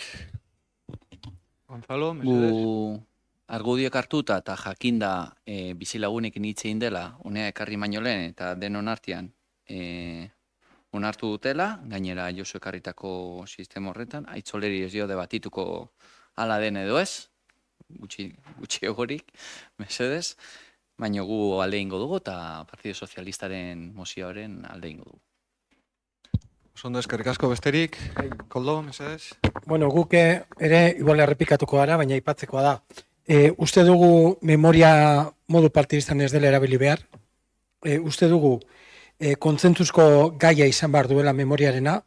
Uste dut hortarako badagoela bitartekoa, gu bihar dugu bakeolakin bilera. Gustatuko litzaiguke bizikidetza batzordea berriro martxan jartzea, etorti bideratzea kontu hauek.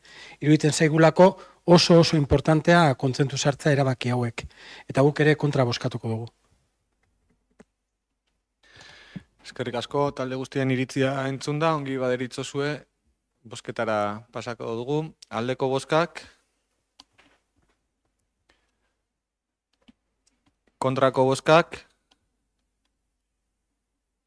eta abstentzioak, ez da aurrera atera mozioa. Gonzalo, mesedez, mikrofonoa. 13. puntura pasako gara, ondoren, Alderdi Sozialistak udal taldeak aurkezturiko proposamena diktadurak kargutik kendutako udal funtzionarioak aitortzeari buruzkoa. Zuena da hitza. Bai. Bueno, yo creo que sí. Considero, y al hilo de lo que hemos estado diciendo hasta ahora, Pero tengo que recordarte que una de las personas que eraikin horretatik pasa diren persona guztiak izan ziren, esaterako Nicolás Redondo aita, eta nik dakidala etxen fasista bat izan. Engai horrekin jarraitu da. Helburua da diktadurak kargutik kendutako funtzionarioak. Zein da kontua? Onartu zenean oroimen demokratikoarena hainbat gai agertu ziren, zeintzuk izan ziren zigortuak edo diru zigorra jaso zutenak. Orduan, jotzen badugu memoriaren legea, Hondarribira ekartzen badugu urrikoa, ikusiko dugu estatu kolpea jo zutenean 1996an, funtzionario batzuk kargutik kendu zituzten, araztu zituzten, eta ze gertatu zen, gure taldeak 20/2022 legea memoria demokratikorena, lehenengo titulua, 3. artikulua, berak sedatzen du zeintzu diren tipologiak erregimen frankistaren menpean egon zirenak, eta ge atalean jaso zituen zeintzuk araztu zituzten edo errepresaliatu izan zituztelako karguak edo ardurak edo lan publikoa 2. Errepublikan. Eta beste alde batetik, 3. kapitulan, 30. artikulan ere jasotzen du pertsona horiek merezi dutela erabateko aitorpena eta erabateko erreparazioa estatuaren aldetik. Horregatik, Donostiako Udalak ondokoa onartzen du. Antonio Bernardo Fernández, farmacético titular, Kanpandegi Sagarzazu Ramon, Barrendarea, Etxani Sarrute, Jose Miguel Maizua, Etxebeste Sagarzazu, musika irakaslea, Martin Goikoetxea Leide, udaltzainen ikuskatzailea, Arturo Hernández San Martín, gero honi deitu zioten Karabañas, doktore hau Burgosen epaitu zuten eta Salamankara eraman zuten, prozesatu zuten, auzipetu zuten, etxuten zigortu, errugabea zen, nola edo ala esaten zuen, Guadalupeko presoak zigortzen zituela. Udal medikoa, Francisco Lapitz Kanpandegi, autobombaren txoferra, Alberto Laza Badiola musika irakaslea, Laza Zala Kaio, diru biltzailea, Candido Ostola Zagarate, udal medikua, Jesus Sagrado Azurmendi, barrendaria edo kale garbitzailea, Francisco Sagrado Zubiaga, eguneko zaintzaileen kaboa, Luis Telleria Larrea musika irakaslea, Ángel Telleria Zumalakarregi, artxibo laguntzailea eta solfeo irakaslea, Antonio Tobalina Pérez, gauzaindaria, Juan Tolosa Katarain, arbitrio guardien kabua, eta Jesus Zubeldia Garaño, musika irakaslea. Hoiek denak aitortzea ofizialke gerra zibilan eta diktaduraren biktimatzat, eta beren karguetan berriro errehabilitatzea eta hala jasotzea akta udalaktetan kendu zizkietelako ezbidez. Esan behar dut aile guztiak erruga... Guztiak inozenteak izango zirela ulertzen dut. Barkatu? Mikrofonoa mesedez eta hitza aitzoli eman nahi nioke. Bai, aurrekoaren, hildotik ez, baina legearekin eta mozioaren espirituarekin bat gatoz, baina bai ikusten dugula, behintzat beharra edo mozioak egokitasun batekin ekartzeko. Hau da, aurkeztu diguzuen 17 funtzionarioen zerrenda, dator bat dokumentu honetan, 1927ko martxoaren 8ko dokumentu batean, baina depurazio edo arazketa, funtzionario arazketa prozesu hori pairatu zutenak gehiago izan ziren. Eta beste kasu bat, 17 hauen artean, badaude 4, Antonio Bernedo Fernández, 1942an bere kargua berreskuratu zuena. Martin Goikoetxea Iloidi, 43an bere kargua berreskuratu zuena. Antonio Tobalina Pérez, 43an bere kargua berreskuratu zuena. Eta azkenekoa, Juan Tolosa Zatarain, 1949an bere kargua berreskuratu zuena. Eta nahi zute, ditugu dokumentuak horiek baieztatzen dutenak.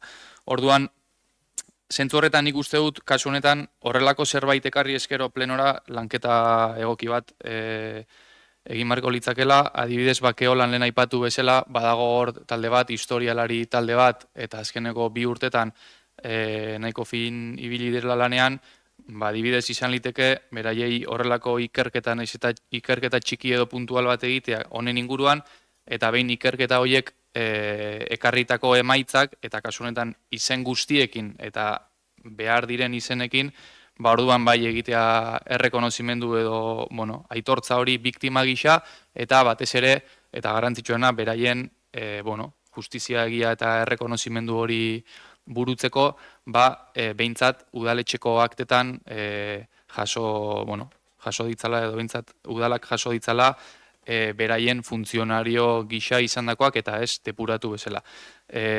Hau guztiagatikan gure bozka abstentzioa izango da. Eskerrik asko. Beste hitzartzerik? Gonzalo? Gu alde ingo dugu mozioari kontutan izan ez. Izen horiek horregon zielako eta depuratu behar dielako, eta gustatuko litzaiake, aitzolek aipatu du moduan, izen gehiago balin baude, horiek eri gehitzea. Lanketa egiteko egongo die bere batzordeak, eta horren arira, hau martxan jarri dezagun, eta PSOEren mozioa onartzeko, alde ingo dugu. guk aurreko bide berdina jarraituko dugu, uste dugu hauek kontzentzu sartu beharreko gaia direla, hortarako foroa badagola, uste dugu egokiagoa dela foro hortatik pasatu eta behin osatua daudenan ekartzea, ez erdizki biltzea, eta beraz kontra bozkatuko dugu. Ados, iritzi guztiak entzunda, bozketara pasako gara, aldeko bozkak,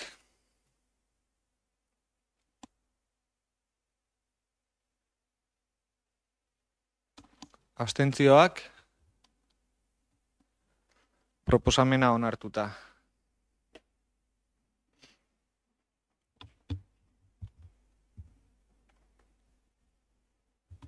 Hamalaugarren puntura pasako gara. Lehen aipatu bezala, 10.883 sarrera erregistroa duen idatziari dagokiona da, eta EAJ, EH Bilduk eta Abotsanitz udaltaldeek aurkezturiko proposamena Euskal Autonomia Erkidegoko Auzitegi Nagusiaren 425/2023 epaiari buruz. Zuena da hitza. Arratsaldeon. Esan dezun bezala, azkeneko asteetan atera den epai horren inguruan, eudelek egin zuen adierazpena hartu dugu oinarri, eta EH Bildu eta Abotsanitzekin batera honako testu hau proposatu nahi diogu udalbatzari onartzeko. Hondarribiko udalak etelen defentsa egiten du udal autonomiaren eta toki erakundeen eskumenen bermatzaile gisa, zehazki euskararen esparruan. Legea ezinbestekoa da Euskal Udalek euskararekiko duten konpromisoa eta Euskal Udalerrietan euskararen erabileraren sustapena gauzatzeko, herritarrekin duten hurbiltasunetik abiatuta. Hondarribiko udalak uste du epai berri hori toki autonomiaren aurkakoa dela eta hizkuntza arloko udal eskumenen garapen osoa mugatzen duela. Bereziki larritzat jotzen du euskara erabilera normal eta orokorreko zerbitzu eta lan hizkuntza dela aintzat jotzen duten dekretuaren artikuluak baliogabetzea. Funtsezko beste artikulu batzuk ere deusestatzen dira, hala nola kontratazio publikoan euskara baloratzeko aukera ematen dutenak, edo udal jarduerak euskaraz egin ahal izateko hizkuntza plangintza ahalbidetzen dutenak. Alderdi horiek eta beste batzuk funtsezkoak dira, herritarrek beren hurbileko administrazioarekin harremanetan jartzeko hizkuntza ofiziala aukeratzeko duten eskubidea bermatzeko. Udalek hizkuntza ofizialak ahoz eta idatziz erabiltzeko irizpideak ezin sartzea, ez barneko ez da kanpoko mailak ere. Oztopo da toki erakundeen funtzionamenduan, eta are kezkagarriagoa euskal herritarrei ematen dizkieten zerbitzuetan euskararen erabilera normalizatzeko. Kaltetuenak euskara gehien erabiltzen den eta ohiko hizkuntza den udalerrietako herritarrak dira. Adostasun politiko eta instituzionalak eta euskal gizartearen elkarlanak euskal hiztunen komunitatearen bultzada borondateagatik euskararen bizitasuna indartzea albideratu du gure herri eta hirietan. Hondarribiko udalak egungo egoera balioan jartzen du, estatuan eta Europa hizkuntza koofizialen erabilera errazteko urratsak egiten ari baitira. Eta hori horrela, guztion artean eraikitzen joan den legeriaren bidez hizkuntza eskubideen garapenaren aurrera egiten jarraitzeko erronka eta aukera baita. Berriro ere, Hondarribiko udalak adierazi nahi du azaroaren 4an Euskalgintzako Kontseiluak antolatutako mobilizazioarekin bat egiten duela aurreko udalbatzan proposatu genuen bezala. Eskerrik asko.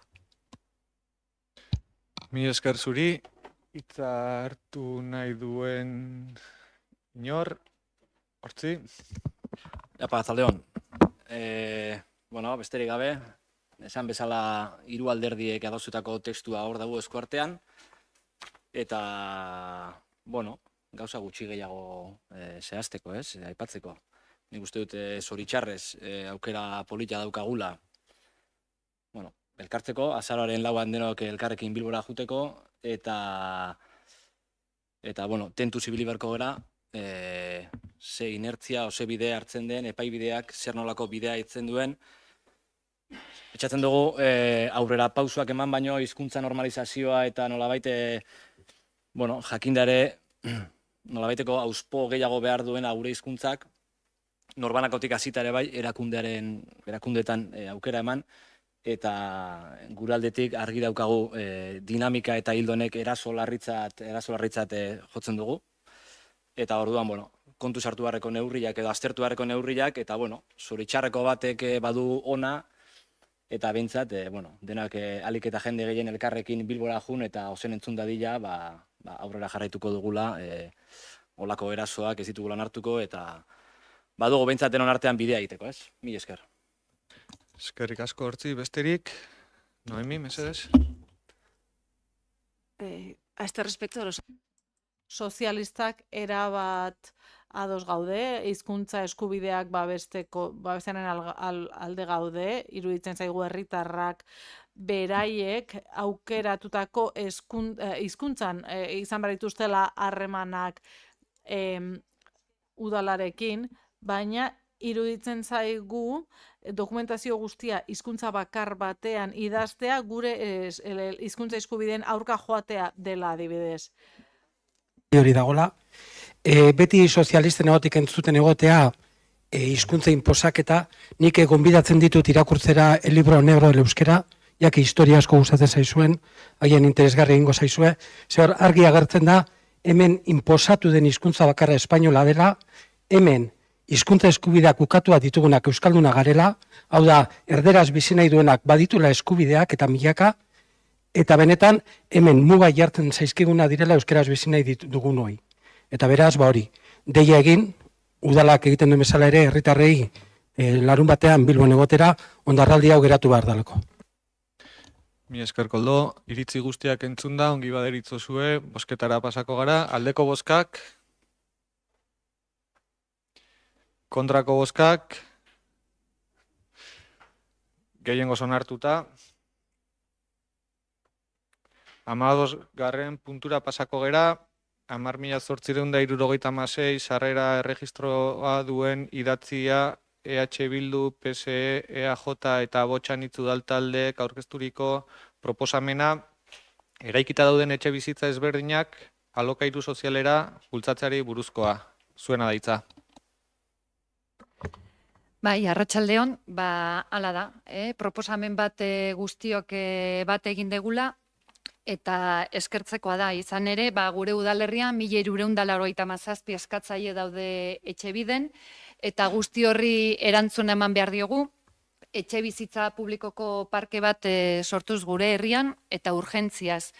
Horregaitikan, etxe bizitza publikoa sortzeko, bi bide daude, esan dezakegu, dela etxe bizitza berriak eraikitzea, eta proposamen honetan dakarkiguna da, eraikita daudenen gain dagoeneko ekintzak aurrera eramatea. Iruditzen zaigulako, modu honetan ere era azkarrago batean eduki ahalko dugula parke hori, era berean ikuspegi integral bat, kudeaketa integral balderako, eta baita ere efizientea eta noski ere jasangarria. Azken finean edozein eraikin berri, azken finean naturgunen erabilera dakarrelako. Horrela, proposamenak honela dio. Hondarribiko udalbatzak udal gobernuari eskatzen dio eraikita dauden etxe bizitzen gain ondorengo ekintzak aurrera eramatea. Ahalik eta azkarren etxe bizitza publikoaren parkea joateko. 5 puntuko proposamen bat da eta lehenengoa horrela dio. Herrian dauden etxe bizitza hutsen diagnostiko erreala egitea eta hauen jabeek beren etxe bizitzak alokairu sozialera bultzatzeko behar diren informazioa eta akonpainamendu ekintzak aurrera eramatea. Beharrezkero beste erakundeen elkarlanean. Badakigulako etxe bizitza hutsa ez direla guztiak, ez? Norbait erroldatuta ez egotea ez du esan nahi hutsa deni. Beraz, datu hori jakitea ezinbestekoa da politika hauek aurrera eramateko. Bigarrena, herrian irisgarriak ez diren etxe bizitzen diagnostikoa egin eta etxe bizitza horietan irisgarritasun zailtasunak dituzten bizilagunen zenbatekoa identifikatzea. Hemen iruditzen zaigu gainera, era berean irisgarriak ez diren etxe bizitzetan eta berta bizi diren bizilagunen diagnostikoa eguneratua egon behar dela. Batzutan adin kontua izan daiteke eta irisgarritasun zailtasunak ari gara ez, etxe bizitza horiek ondo daudena, baina igogailua jarri ezin dianak edo pasillo estua dauzkatenak eta horiek momentu bat iritsi daiteke bertako bizilaguna ezin duna bertan bizi. Ordan hori batzutan progresiboa da eta hortaz ez du balio behin bakarrikan datu hartzea, baizik eta egin behar dela jarraipen bat. Hirugarren ekintza eskatzen deguna da, birgaitu beharreko etxe bizitza edo etxadi zein partzeletan, hoien diagnostikoa egitea eta hauek udalak eskuratuko ote ditzazken aztertzea. Eta hala bada, udalaren etxe bizitza parke publikoko parte izateko ekintzak martxan jartzea. Laugarrena eskatzen duguna da, goian aipaturiko 3 kasuetako etxe bizitzak, hau da, hutsak, irisgarriak ez direnak eta birgaitzeko dauden hoiek, etxe bizitza hoien potentziala zenbat izan daitezken horren kalkulua egitea, horren zenbatekoa, eta hori kontutan hartzea ere plan orokorrean. Eta ekintza hauek aurrera eramateko behar diren bitarteko ekonomikoak ere albideratzea aurrekontu berriekin behar bada ere. Eta hori da adostu dugun proposamena. Eskerrik asko Garoa, zabalduko dugu hitza beste taldei, Estitxu mesedez. Eskerrik asko. Argi dago kezka hau denok konpartitzen dugula. Eta, mi esker egindako ekarpenagatik. Bakarrik gehitu edo esan, bere biziko garrantzia duela aipatzen den diagnostikoak. Izan ere, okerez banago, azkenekoa 2018an egin zen, pandemia bat pasatu dugu tartean, eta horrek etxe bizitza erabilera eta erosteko joerak asko aldatu ditu. Gainera, 2018ko diagnostiko horretan, 2011 eta 2012ko datuak jasotzen zituen, beraz, nolabait zaharkitua jaio zen, eta bai behar dugula diagnostiko hori. Eta gero, bestalde, iruditzen zaigu etxe bizitza parke publiko hau kudeatuko duen etxe bizitza sail bat sortzea beharrezkoa dugula, eta hortan lanean gaudela, eta aldeko bozka emango dugu. Bai, Gonzalo, mesedez. Bai, mi esker Garoa, aurkezpen ona, eta batez ere aipatu diagnostikoak daukagu, dago sartua, eskatu behar genuen eguneratzea, ala esan du Estitxu moduan, saia sortzea ere, uste dena kanpaina jarri genula eta denak ados gaudela horretan baitare, eta baliabideak badazkagu Euskal Lege etxe bizitza legea hor dago, eta bertan dago zer den etxe bizitza hutsa edo zer ez den. Orduan horrei aplikatuz eta hau dena esan da, guk ere alde egingo dugu. Mi esker, besterik. Nosotros también vamos a votar a favor. Guk ere alde bozkatuko dugu.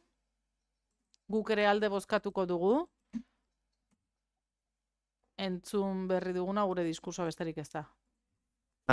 Soilik, alkate bezala, arro sentitzen naizela talde politiko guztiok kapaz izatea mozio bateratu bat aurkeztea eta udal gobernuak indar handiagoz jasotzen duela egiten den eskaera eta lanketa honetan ekiteko buru belarri jardungo dugula. Bozketara pasako dugu, aldeko bozkak, aho batez onartua, eta 16. puntua, adierazi bezala, 10.877 sarrera erregistroa duen idatzia eta EH Bildu, Alderdi Sozialista, PNV eta Abotxanitz udaltaldeek aurkezturiko proposamena herriko aparkalekuen inguruan azterketa egiteari buruzkoa. Zuena da hitza, Garoa? Bai, hemen ere dakarkigun proposamen hau, denek bat egindako proposamena da, kasu honetan aparkalekuei buruzkoa, eta argi dago, bizilagunen ahotan entzuten da behar hori, merkatarien artean ere behar hori entzuten da, argi eta garbi, eta behar horri erantzun zaio ere onartutako plan orokorrean eta bertan jartzen du, ez? Hiriaren erdialdean, aparkaleku plazen beharrei erantzuteko zenbait gune aztertu dira. Aparkalekuko plaza kokatzeko alternatiba gisa. Tamarri, Javier Ugarte, Zezen plaza eta Donostia kalea. Guk hau hemen ekartzen duguna da beste planteamendu irekiago bat, orokorrago bat, ikusten dugulako behar horri ezin diogulare bakarrik norabide bakarrean erantzun, hau da, aparkatzeko beharra daukat, aparkaleku gehiago behar ditut. Gure iritziz, egoera guztionek eskatzen digu azterketa sakonago bat, ze aparkaleku motak behar ditugun ere argi edukiz gure herrian eta birplanteamendu bat eginez, ez? Azken finean, beharrak ezberdina direlako herritarrenak, turistenak, bisitan datoztenak, bertako edo, ez? Auzoetako bizilagunenak, karabanenak, bertako karabanenak, kanpotan datozena, autobusena, guzti hori berplanteamendu bat egin beharra dago eta orden bat ezarri. Pixka bat ateako nez gidoitikan, ez da esatea, armairuan ez daukat tokirik. zer egin behar dut, etxean armairu gehiago sortu eta ordan agian pasillo gabe gelditzen naiz. Ez, batzutan garbitu beharra edukitzen da, orden bat eman behar diogu daukagunari. Ordan gu proposatzen gatozena da, orden hori ematera, eta gainera, orden hori ematean, birplanteamendu hori egiterakoan, kontutan hartzea oraingo beharrak, eta zeintzu diran aurre egin behar ditugun erronkak, edo zeintzu diran mugikortasun jasangarri horretan hartu behar ditugun norabideak. Eta orduan, kontutan hartzea, bidegorri osatu bat izango dugula nozbaite, ez? Herri autobusa ere horre edukiko dugula, konexio beagoak, kotxeak eta konpartitzeko ere joera handiagoa dela, beraz, beharren azterketa ezin dugu bakarrik gaur egunera egin, baizik eta egin behar badugu inbertsio bat X eurotakoa eta eragiten duna gure herrian, behintzat jakin behar dugu doan norabide egokian edo agian planteatu beharko dugun.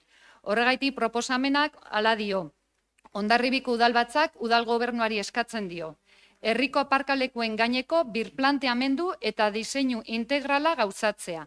Aparkaleku behar ezberdinak kontutan hartu daitezen. Hala nola, herritarrenak, bisitarienak, turistenak, karabanenak, bisitarien autobusenak, zein kudeaketa eredu ezberdinak.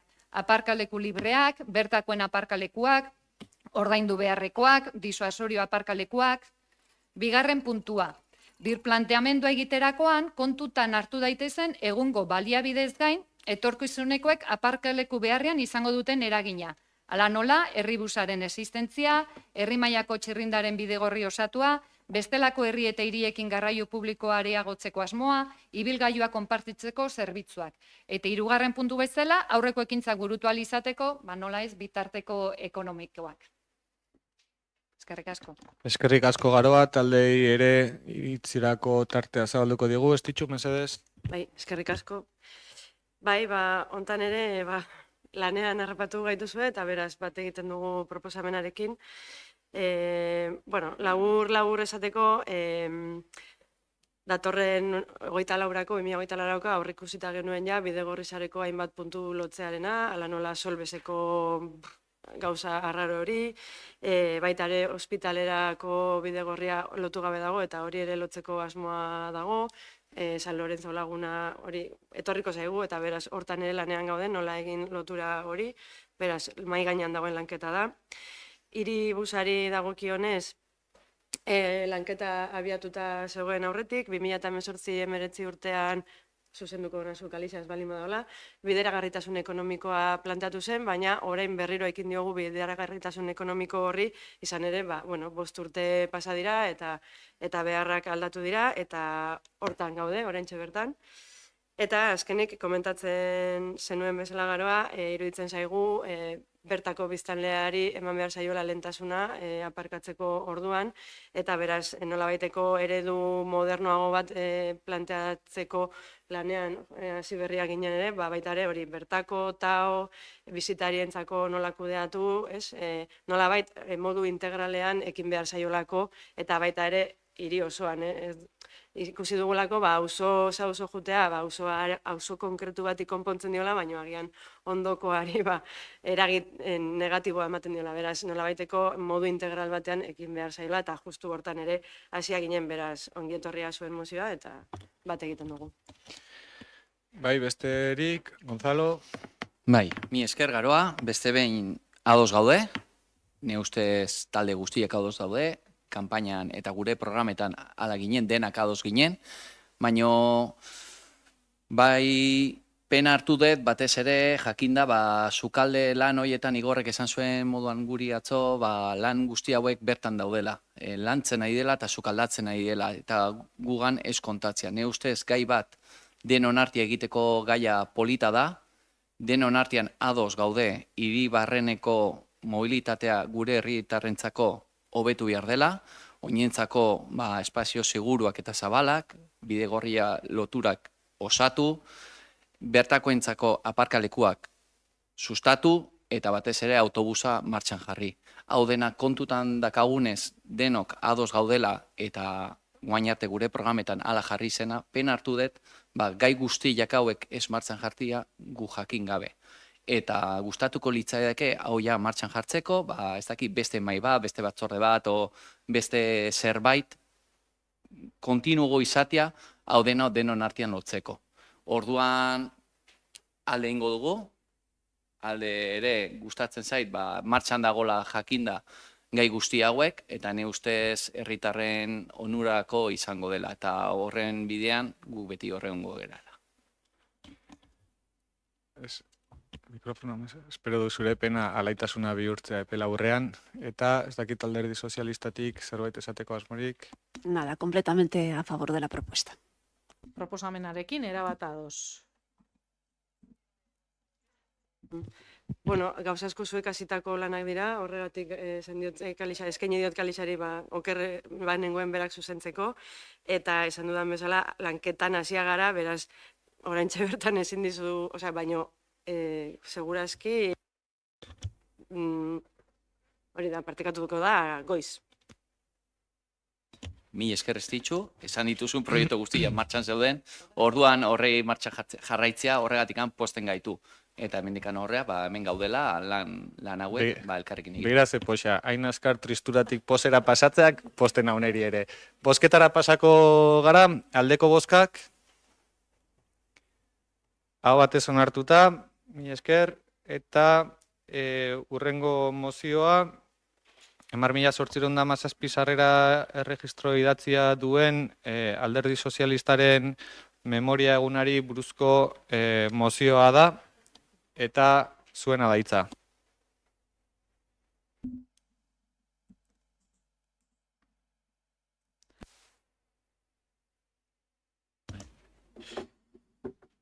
Datorren 31an zenbait ospatuko da Memoria Demokratikaren eguna. La Ley 20-2022 Urriaren 19ko 20/2020 legeak esaten du, biktima guztiei biktima guztiak omentzeko eguna aitortzen dela urriaren 31, eta urriaren 31 aukeratu dugu, ez aleatorioki, baizik eta orduan. Ese mismo día, egun horretan, 29 urte geroago, memoria historik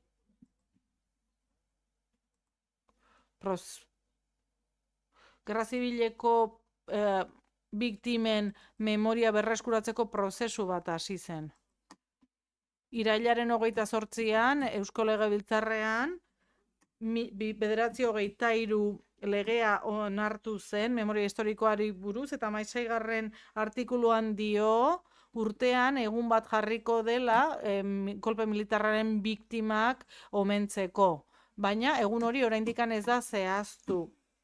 2020 tabi legeak biktima kontzeptua zehatz-mehatz definitzen du, eta orduan reparazio eta aitortza personala izateko eskubidea aitortzen die diktaduran artikuluak dioen egoeratan aurkitu zirenei.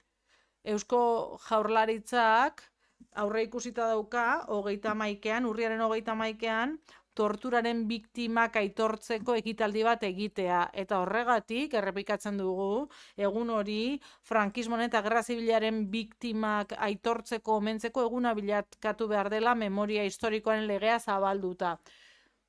Orduan, urriaren 31an, azken 76 tortura biktimak aitortuko ditu.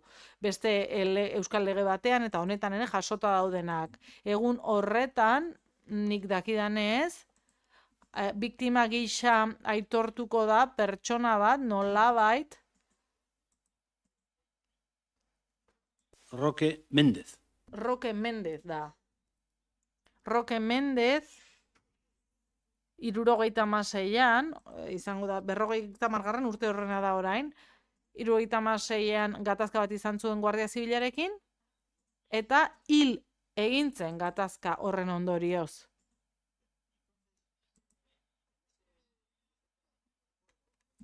Gai hori gogoan dut,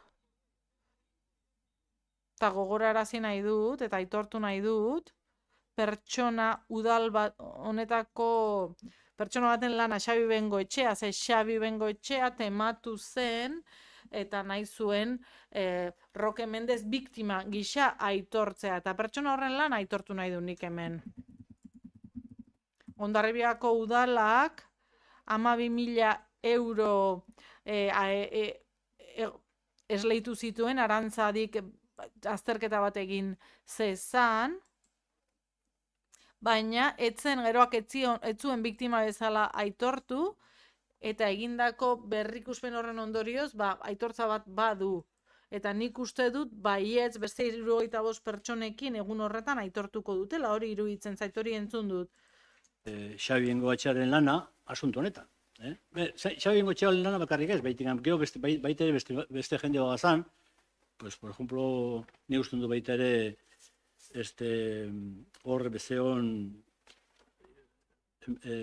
Enparan, Joserra Enparan, baita ere, izan zen hor tan horitan, y bueno, en todo caso, eso se ha quedado ahí. Eta hori hor geratu da. Baina nire helburua mozioa zen. Hemen dago gure mozioa. Mozioak honako hau dio.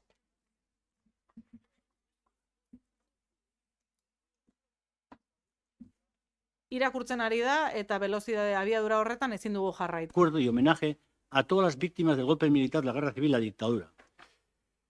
Recordaros que esta ley fue aprobada por todas las fuerzas políticas que en este momento operan en Euskadi, que operan todas. El Ayuntamiento de Hondarribia comparte los principios del derecho internacional humanitario de verdad, justicia y reparación y garantía de no repetición que deben de presidir las políticas públicas relativas a la memoria democrática. La conmemoración de este día de recuerdo contribuye al deber de memoria para que las violaciones de derechos humanos que se produjeron durante el golpe de Estado del 18 de julio del 36, la guerra y la dictadura, no puedan volver a repetirse. Contribuye así a mantener vivo el recuerdo del significado y la trascendencia de los traumáticos hechos acaecidos y preserva en la memoria colectiva los desastres de la guerra y, de todas formas, el totalitarismo, así como la reparación de la dignidad de las víctimas, tanto entre la ciudadanía actual como en la de futuro. Del mismo modo, el pasado mes de septiembre el Parlamento Vasco aprobó la Ley de Memoria Histórica y Democrática del País Vasco. La cita ley, en el punto 2 de sus artículos 16, establece que se determinará un día para el recuerdo de las víctimas a que se señala en el punto 3. Que las instituciones públicas vascas impulsadas en esta fecha actos de recomendación y homenaje, con el objeto de mantener su memoria y reivindicar los valores democráticos y libertades en colaboración con las instituciones locales y con la participación de las asociaciones memorialistas. En virtud de todo lo anterior, el Ayuntamiento de Hondarribia acuerda adherirse a la conmemoración actual del 31 de octubre como Día de Derecho y homenaje a todas las víctimas del golpe militar, la guerra civil y la dictadura, en tanto en cuanto no se establezca una fecha por la Ley de Memoria Histórica y Democrática Vasca. Segundo, disponer anualmente, desde este 2023, todos aquellos actos y actividades o acciones de difusión que estime oportuno y sean adecuados a los fines del 31 de octubre como Día de Recuerdo y homenaje a todas las víctimas del golpe militar, la guerra civil y la dictadura. Bai, eskerrik asko Josu, aipamen txiki bat. Xabier Bengoetxearen lanketa aipatu da, gora aipatu da, etzen udal gobernuko kidea, udalbatza honetako kidea zen, eta zutani berarekin batera bizikidetzako mailan egindako lana da gaur gora aipatu duzuna, eta balioan jarri duzuna, eta gaur uste dut hirugarren mozioa da irakurtzen diguzuna, eta goraipatzen duzu bizikidetza mailan udalbatza honetako kide batek egindako lanketa, eta ados nago, lanketa handia egin zuela, eta aldarrikatzen ari gera lanketa egiteko moduak gaur hemen hirugarren mozioa eztabaidatzen duzun horretan, edo eztabaidara ekartzen duzun horretan, eta hori nolabait gogoratzea, bideak ere badaukala garrantzia, ez? Eta gaur goraipatzea, uste dut inori etzaigula kostatzen Maria ere batzorde horretan lanean aritutakoa da, uste dut gu lauak aritu, gu hiruak behintzat aritutza gerela Xabirekin batera, eta bideak garrantzitsuak direla ere, memoriako gaia jorratzerako garaian, ez? Soilik kontutxo bat aipatu, bide horri jarraitu eta zuk ondo esan duzun bezala aurrekontuetarako jaso zen 18.150 euroko partida bat ikerketa hori burutzekoa eta esleitu berri dela lanketa hori egiteko lanketa eta espero dudala denok elkarrekin lanketa horren partaide sentitzea eta bide bat izatea Roque Mendezen eta Roque bakarrik ez, bere familiak, bestearen familiak ezpaitu nahi izan, Jose Luis Mondragonen familiak ezpaitu nahi izan prozedura horietan sartu duen minagatik oraindik, eta, bueno, nik uste dut denok bat egitea lanketa hauetan eta elkarlanean jorratzea askoz ere emankorragoa dela, taldeak bakarka jardutea baino. Aipamen hori eginda Aitzoli eman nahi nioke hitza. Barkatu, Aitzoli eman nahi diot hitza mozioaren inguruan aritzeko. Vale, bueno, nik txiste txarra tengo dut, eta igual Josu Urriako 31 ordez Urriako 26ko eguna jarri baruzu igual memoria eguna, gaur etorri zela bateria guztiakin, baina bueno. Mozio hau aurreko udal batzatik zetorren, bertan erretiratu zena, Euskadiko memoria historiko eta demokratikoko legearen zai ginen hortan, eta, bueno, eman den aldaketa edo behintzat handik onera, lege horren txertatzea izan da mozio hontan, baina lanketa berezirik edo adostasunerako aukerarik ez dugu izan. Eta, bueno, ulertzen dugu egun hau esartzeak, kaso Eusko Jaurlaritzan dauden indarrei, igual puenteatzea edo behintzat beraien gainetik pasatzea ere badela, Euskadiko legeak ala esartzen baitu, data bat proposatuko dela, izan goi mailan edo izan administrazio lokalen esparruan. Ni gaur denda eta supermerkatu eta mesela nahi izut 2x1 bat emango izut memoria toki bat eta emango izut memoria edo biktimen egun bat. 2008 batean eta hainbestetan atera den bakeola batzordetik edo bizikietza batzorde hartatik irailaren lauean egin genuen nik uste dut ekitaldi xume eta baintzat arro egotekoa udal bezala Hondarri bitikan atera ziren milaka eta milaka pertsonen aitortza bat egin genuen bertan eta nik behintzat ez dut ia lekua proposik topatzen bai eguna, biktimen eguna esartzerako garaian, iraiak lauekoa, eta baita tokia ere kaizarra,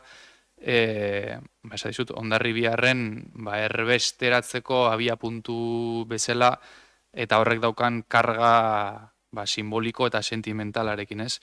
Baina, bueno, kasu honetan, estatuko legeari ere dagokio esartzea, eta hemen ikusi beharko litzake ere, ze konpetentzia daukan gero Euskadiko legeak. Garbi duguna da, zentzu hortan, biktimek bere eguna ere beharko luketela, ahanzturan egon diren biktima guzti horiek, ez dakiguna garbi edo ez duguna garbi behintzat, lan hauek orain arte bakeolaren bitartez egin izan dira edo egin izan ditugu, ulertzen dugu guk behintzat kasu honetan abstenitu egingo gara, ez dakit PSEek bakeola edo bizikietzaren rola asumitu nahi duen, eta guk behintzat animatuko zaituztegu, guzti honen behintzat adosteko lanketan, ez dakit gidaritza hori behintzat eramatea. Eskerrik asko.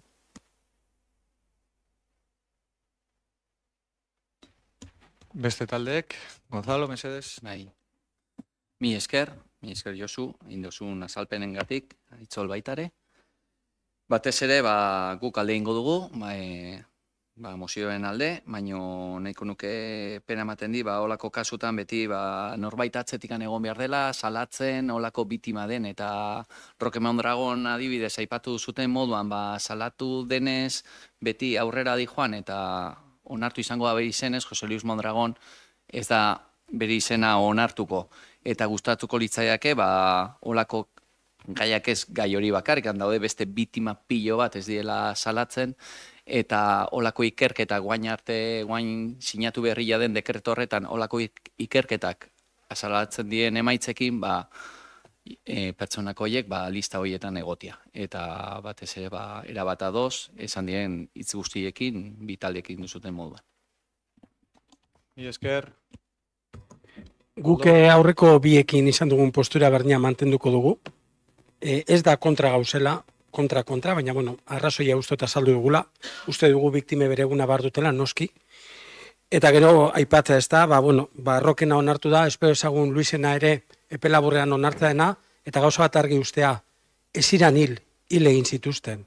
Osea, no murieron, fueron asesinados. Osea, que quede claro. Bai, mi esker, horretan ziur nago bien izena balioan jarriko duen lanketa burutuko duela Hondarribiko udaletxeak, horretarako abiatu baita prozesua, aurrekontuetan zegoen diru partida batetik, eta espero deu, prozesu horren bukaeran edukitzea gertatutakoaren zehaztapenen berri emango duen dokumentu tekniko eta zientifiko bat. Beraz, hemendik hilabete gutxirako lanketa horretan, espero dugu dokumentu interesgarria izatea. Ongi baderitzo zue, barkatu? Ez, aipatzaina 50 urte betetzen direla, oza, bai, gainera, ez dakizegatik bada, ez da 50 garren urte urrena dela gainera aipatzea. Bai, oso ondo, ongi baderitzo zue, bozketara pasako gara, aldeko bozkak, guk ez. Kontrako bozkak, eta abstentzioak, proposamena onartua, espero dugu, lanketan aitzoleka dirazi bezala, lidergori hartzea komunikatua egin eta talde guztiekin partekatzeko eta adosteko gai izatea.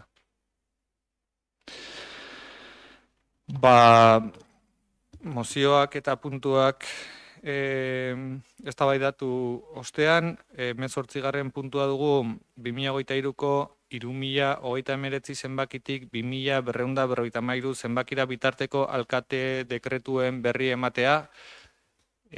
Guztien berri ezin eman dezaket, baina egia da baita ere aurreko aldian uste 800 bat dekretu zirela eta oraingo honetan 200 gutxi dekretu direnez, norbaitek galderarik egiteko baldin badauka, eskertuko nuke egitea.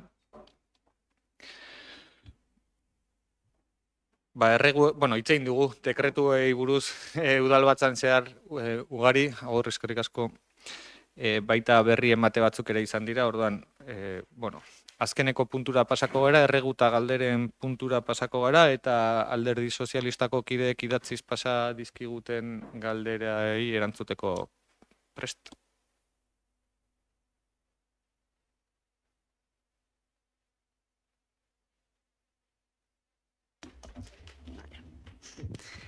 De las partidas acordadas que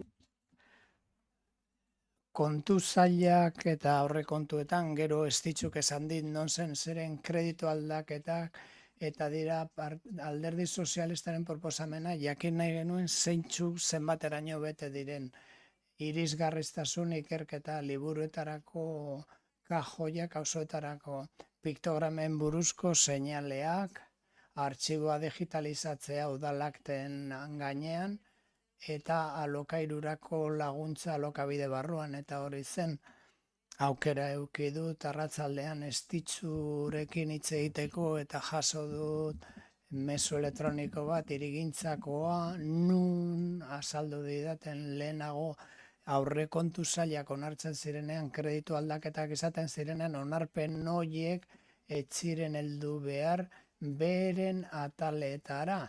Eta etxuten jakiten orduan zer aurrera atera behar zen aurrera, plenoan onartutakoak eta oposizioko taldeenak zirenak. Eskerrik asko Noemi, hori hala saldu didate niri behintzat, galdetu didate ea ze dokumentutan jasotzen zen partida horiek onartzen zirela, nik esan diot nire ustez udalbatzakoak jasotzen zela. Eta, egia esan, harrapatu nahi pixkat horrela, ala ere, detektatu hartzen baldin badugu hor arazo bat dagoela, komunikazio arazo bat dagoela, neurri zuzentzaileak jasoko ditugu. Laura, zerbait esan nahi zenuen? Bai, batzordea egin da gero egiten duguna da akta bidali, eta akta eranskin guztiekin bidaltzen dugu etxe osora. Beraz, langile guztiak, edo guztiek dituzte akta hori eta eranskin guztiak. Kreditu aldaketekin eta alderdi bakoitzak proposatutakoarekin. Bale, agian gehiago da nolabaiteko lidergo falta edo, ez, departamentu barruan hori, balio izan digu detektatzeko, ez dela transmisio hori behar den bezala egiten, eta zoritxarrez esan behar dut, hirigintzako departamentuari dagokionez proiektuak ez daudela garatuta. Badago bat, liburuentzako kajoiena hori bai omen dago nahiko bideratuta, baino gainontzekoak ez. Orduan, ez da guztoko hau esatea, baino hori da esan behar dudana. Hortzik badu beste partida bat, bere esku? Kreditu gehigarrien atal horretan esan dezuna, badago bat horren berri izan nuela udan zehar, eta artxiboen akten digitalizazioa. Josuk ere ala galdetuta nola zegoen, martxan ginela, okerrez banago ere bere momentuan kreditu aldaketan kalixak ere bai abisua emana horren berri, eta guk nolabait lekuko hartu dugu, Junbarko teknikarekin egon duera langilegoakin, eta hori digitalizazioena martxan dago, esleitua dago, eta bai, bere prozedura jarraituko du, kreditu partida horrek eta lan horrek. Eta horrekin batera, artxibo hori dagokionez, azaldu, bazegola beste eskaera bat, artxiboko langilegoen aldetikan, duela 3 urtez, okerrez banago azkeneko segintzela, 2008ko txaila martxoa buelta hortan edo, eskatzen dela nolabait lekuaren mantenu edo nolabaiteko desinsektazio lan bat, kontserbazio, paperen eta dokumentuen kontserbazio lanak egiteko. Horren eskaera bat egondu da, eta hori ere bai langilegoakin batera, idazkariakin batera eta bar, martxan jarri dugu, orduan datozen hilabetetan, aurrera jarrituko dugu. Eskerrik asko, beste galdera batzuk ere baituzu. Perdón. Las siguientes preguntas tienen que ver con... Urrengo galderek zerikusia daukate mugikortasunarekin eta zehazki Javier Duarte kalean plataforma hor instalatu dana. Hor oinezkoen pasabide berria dagoen tokia, Ama Guadalupeko ikastetxeren aurrean ezan digute hor segurtasun ez handia dagoela oinezkoen pasabide horretan. Oso hurbil dagoelako biribilgunetik eta pentsatzen dute oso arriskutsua dela zeharkatzea eta jakin nahi dugu zein den zuen iritzia horretaz. Sabinoarena da kalea. Guk ere jaso izan ditugu herritarren mezuak esanez arriskuaren pertzepzioa badago.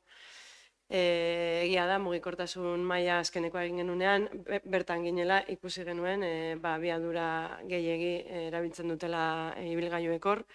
Eta hor badaude hainbat arrazoi, alde batetik daukagu, oraintxe bertan plataforma horrek daukan margoak ez du laguntzen, ze konfusiora ematen du, zebrabide bat dauka gainetik margotuta, orduan nahi eta nahi ez jotzen dugu modu klasikora, ez da, gidatzeko orduan. Hor iruditzen zaigu, plataforma horren itxurak hartu beharko lukela espaloiaren itxura eta kolorearen bitartez nolabait hori ez da, luzapen hori egin gidatzen di joanak jabetu dadin espaloiaren gainean sartzen dela. Eta hori egiteko momentuz egiluze parean obretan daudenez, horko plataforma hori erabiliko dugu ikusteko, nolabaiteko piloto bat egiteko eta ea kolorearen bitartez jendea jabetzen den plataformaren gainean dagoela. Hori alde batetik, bestetik, egia da ere, horko rotonda, iturria duen rotonda hori sobredimentsionatuta dagoela eta zabalegia dela. Errail horrek askoz ere estuagoa izan beharko luke eta horrek ere eragingo luke kotxeen abiadura asko murrizten. Eta beraz, proiektu hortan ere, gabiltza pixkat buelta bat ematen ez da berria, hau ere lehendik planteatuta zegoen gauza da, eta azkenean hainbat esparrutik lan eginda lortuko dugu nolabait. Azkenean abiadura jaistea da, buruan sartu behar zagu, hiri barnean ezin garela ibili nahiko genuken abiaduran. Gracias. Y en relación con Costa Kalea, Eta Kosta kaleari dagokionez, ambulantzia zerbitzuko pertsona bat, emakume bat, kexatu da, badenen inguruan, eta Andre horrek azaltzen du, pazienteak eramaten direnean, ambulantziak ibiltzen direnean, badenen gainean, gaixoentzako egoerarako txarra da. Larriagotzen du, ia kendu daitezkeen, ala ez, ze iritsi daukazuen? Bueno, egia da, hau oso berria da guretzako behintzat. Egia da ere, Kojin Berlines hauek ez zutela hasiera nolako, oneritzi zabalik jaso, baina guk uste dugu geroz eta erabileraren poderioz jendeak ere ulertu duela zein den bere funtzioa, eta funtzioa bereziki da, berriz noa gai berdinera ez, abiadura murriztearen helburua dute. Kojin horiek kenduko bagenitu, segurazki berriro ere aurreko abiaduretara bueltatuko ginean, 180 kilometro orduko, eta orduan baloratu da Kojin horiek kendu eta ohiko baden antzeko batzuk egitea, baina azken finean are okerragoa izango litzateke soluzio hori, eta azkenean aztertuko dugu zein izan daitekeen bidea, mugikortasun maila ere hortako dago, azkenean Kosta Kalearen alde onak eta gabezi horiek aztertu eta hobetzeko bidean, baina beti hobetzeko baldin bada, baina hori, azpimarratu baden horien helburua dela abiadura murriztea eta kenduko bagenitu berriz ere arazoa sortuko genuke kalean, izan ere kotxeak hartuko luketelako, eske orain txertan hain polita dago, eta hain erreza azeleradoreari emateko, arriskua handiagoa sortuko genukela. Mil esker, besterik esateko, bai? Gu badazkagu galdera batzuk, alditugu egin. Egin ditzakezue, baina geratu ginen bezala idatziz pasa eskero eta horretan gelditu ginen aurrez idatziz pasako zenituztela, nahi baduzute apuntatuko ditugu eta erantzun badaitezke orain erantzungo ditugu eta bestela hurrengo udal batzarako geratuko dira. Bale, ondo da. Lehenengoa, udal batza eta batzorretan normatiba edo dagoena, taldekeri helaraztea, dena jakiteko, nola jokatu behar dugun, dokumentazio sartzeko eta jasotzeko. Biletan gustatuko litzaidake. Aurrekoan inun galdera bat ere bai, erregistrotikan nola eskatu behar genitun gauzak, ez dugu deus jaso, eta gustatuko litzaidake talde guztiekeri jasotzea. Eta ja horrei lotuta, registroa zer sartzen den, gutxienez zenbakia eta zertaz dijoan jasotzen dugu, baino Buzón del Ciudadano internete ez dagoena jarri eta web horrian ez dugu aldugu sistema berian jaso. Hori izango zen galdera bat. Bigarrena. Barkatu, hau erantzun dezakegu. Bale, apuntatu behar zenula horregatik. Bale, barkatu. Bueno, esan dut erantzun daitezkenak erantzungo nituela eta besteak hausnarketarakoak direnak erantzungo dituela. Araudia uste dut ez dagoela, arazorik bialtzea toki erakundeen legea dago eta ley de bases de régimen local edo reglamentua hori da udalean dauka. Orduan, udal funtzionamenduaren araudi propiorik ez daukagu, ez duzute aurretik landu eta daukaguna dire arau orokorrak Hondarribiko udalean eta iruditzen zaite interesgarria lehen eudelek bidaltzen zizkigun horrelako liburuak orain eudelen web horrian ere eskuragarri daude, baino modu elektronikoan eta ez paperean, eta dena den helarazteko aukera baldin badago udalaren aldetik araubide orokor horiek helarazteko arazorik ez. Eta eguneratu behar badugu eta propio egin behar badugu, ere gu prest gaude denon artean bat egiteko.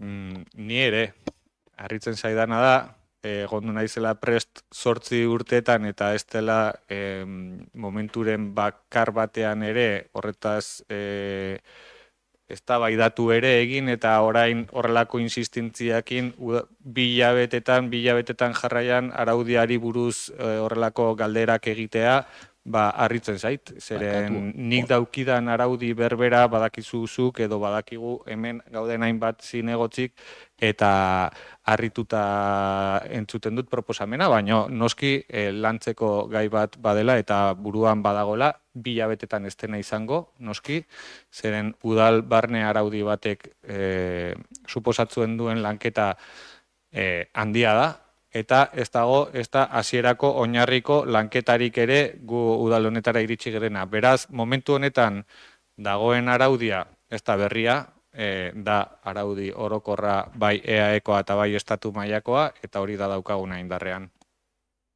Zuzenketa bat da lehenengo aldia eskatzen dutela udalbatzako araudia.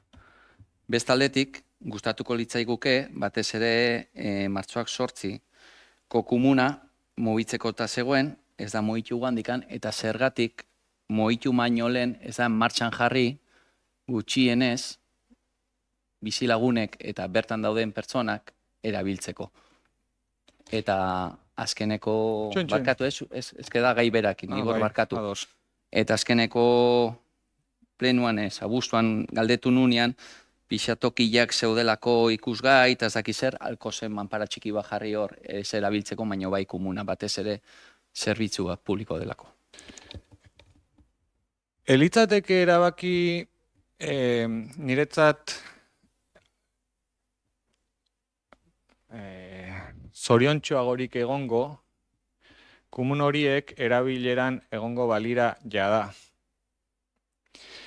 Eta martxoak 8ko komuna eta Mendeluko komuna zergaitik ez dauden erabilgarri ez direlako lekurik egokinean jarriak izan da. Eta martxoak 8ko komuna konkretuki aldatzea eskatzen den honetan eremu bat badago. Baina hain justu uraren toma daukan eremu horrek ez dauka elektrizitateko tomarik egina. Eta beraz, orain jabetu dira teknikariak elektrizitateko toma etzela jarri eremu horretan. Kasualitatea, eta zergaitik ez den irikitzen? Herritarre batzuk eskatzen dutelako irikitzea eta beste batzuk eskatzen dutela mesedez ez irikitzeko. Eta kokaleku egokiagoa dagoen horretan, eta aurrikusita dagoen horretan, teknikoki kasualitatez gabeziak daude. Eta horregatik da, hain justu, ez dena komuna bere tokitik leku egokiago batera aldatua izan.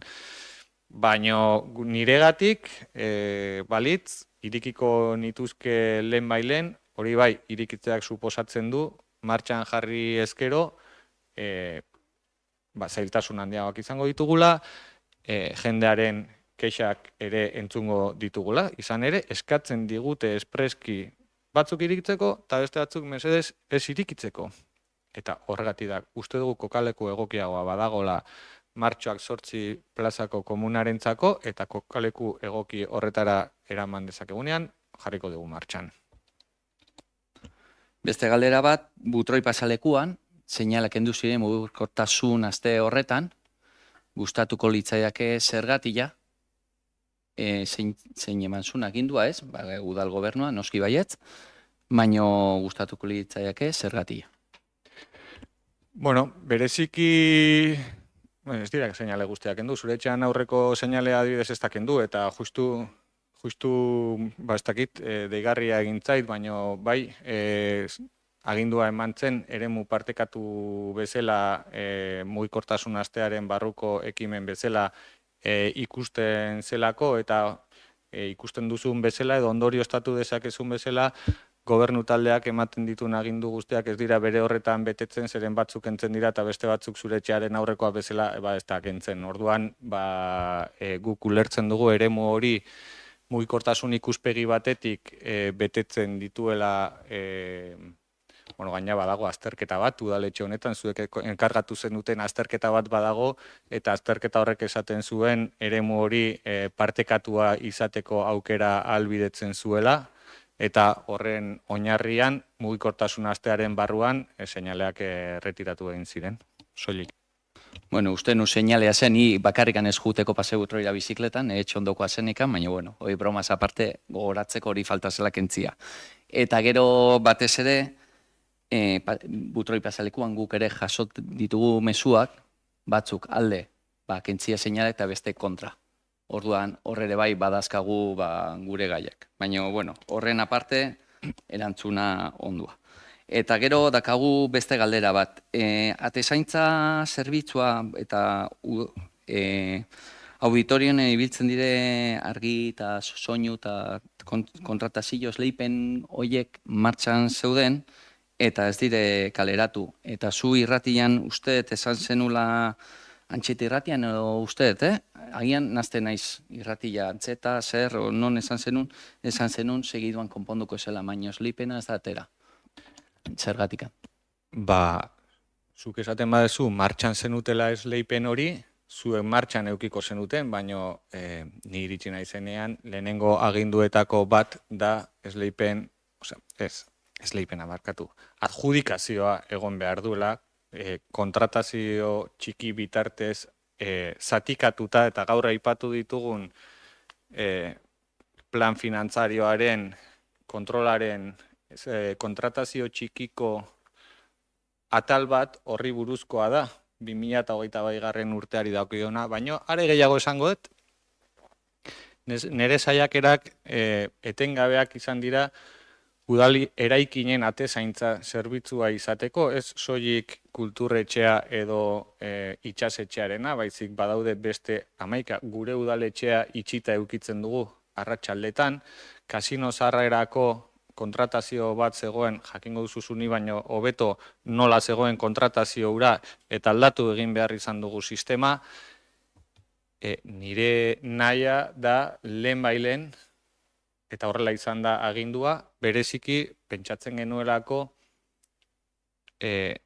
enpresa berdinari modu zatikatuan zerbitzu berdina esleitzea 15.000 eurora arte iritsi arte ez dela zuzena legalki, horrela jarduten ari ginen, eta gainera jarduten ari ginen ondoren jabego berdinaren beste enpresa batekin esleituaz lan berdinak, eta ez dut lortu adjudikazioa, ez dagoelako lizitazioa martxan, ez dago deialdia egina, ez dago prozedura martxan, udaletxe honetan, naiz eta zuk esan duzun baietz, ez dago. Igor, esleipena martxan edo pliegua mai gainean zegoen, horregatik, baino erantzun duzu esanez eraikin gehiago sartu nahi izan dituzula. Ez. Nik nahiko nukeela bai. Baina prozedura ez luzatzeko, nola esango nuke, onartu beharko dut, prozedura horrek dauzkan bideetan, ez egin behar izatea atzera, lehenbailen esleitua izateko, eta ez daterako nik nahi nukeen bezala prozedura hori, baizik aterako da, itxasetxea eta kulturretxeko atezaintza zerbitzua eta tramoiarena. Baina ez dago esleipena martxan eta ez dago adjudikaziorik naizetan nire nahia izango litzaken hori gauzatua egotea niri izterako. Zeuraituko dut bakarrikan 2011an eta 2012an inauguratu ziren bata eta bestea eta ezkeroztik ez da inoiz kontrataziorik egin zerbitzu horietarako. Hori oroituta bakarrik eta izapidetze horretan nik askotan eutzen dut mai hontan, adierazten tramitazioa martxan dagola, pleguak eginda daudela eta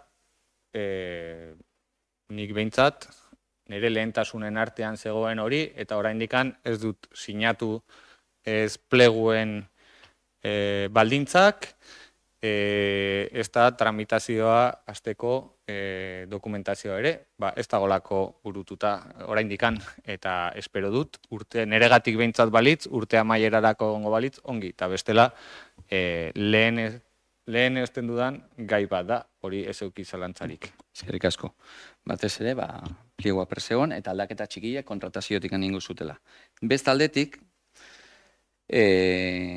gustatuko litzaiake, Barkatu, plegua prest bazegoen zergaitik etzen duten lizitatu. Edo noiz egon plegua prest? Ez dakit, nik ez dut plegua prest. Bueno, Dagoenik- udalkudaketan batzordean dela kontratazio eta udal jarduerak, ja, hola, azalduko ditugu gauzak. Ne ustez, lehenengo udala hau osatu zenean, esan nun, hitzez gaina esan nun, eztabaidatzeko lekua egokia batzorre izango zela, eta diktamenak gero bozkatze izatea udal batzara. Zalantzarik ez, baina galdera hemen udalbatzan egiten ari zara. eta Bai, horregatik inde galdera, udalbatzan gaude erantzun debatitzen. diazu, eta orduan udal kudeaketaren batzordean, egingo dugu horren eztabaida. Bale, eskerrik asko. Eta beste aldetik gustatuko litzaiake, udalkudeaketa ja konbokatzea, batez ere langileen asunto batzuk badire mai gainean, eta kontratazio gai batzuk badaudelako mai gainean, gustatuko litzaiake lehenbailen konbokatzea. Hoiek urrengo biaztetan, mesedez. Kontutan hartzen dut eskaera, eta dena den kudeaketa batzordeak ja azkeneko hilabetean, ez banago oker 3 aldiz elkartu gara, ez?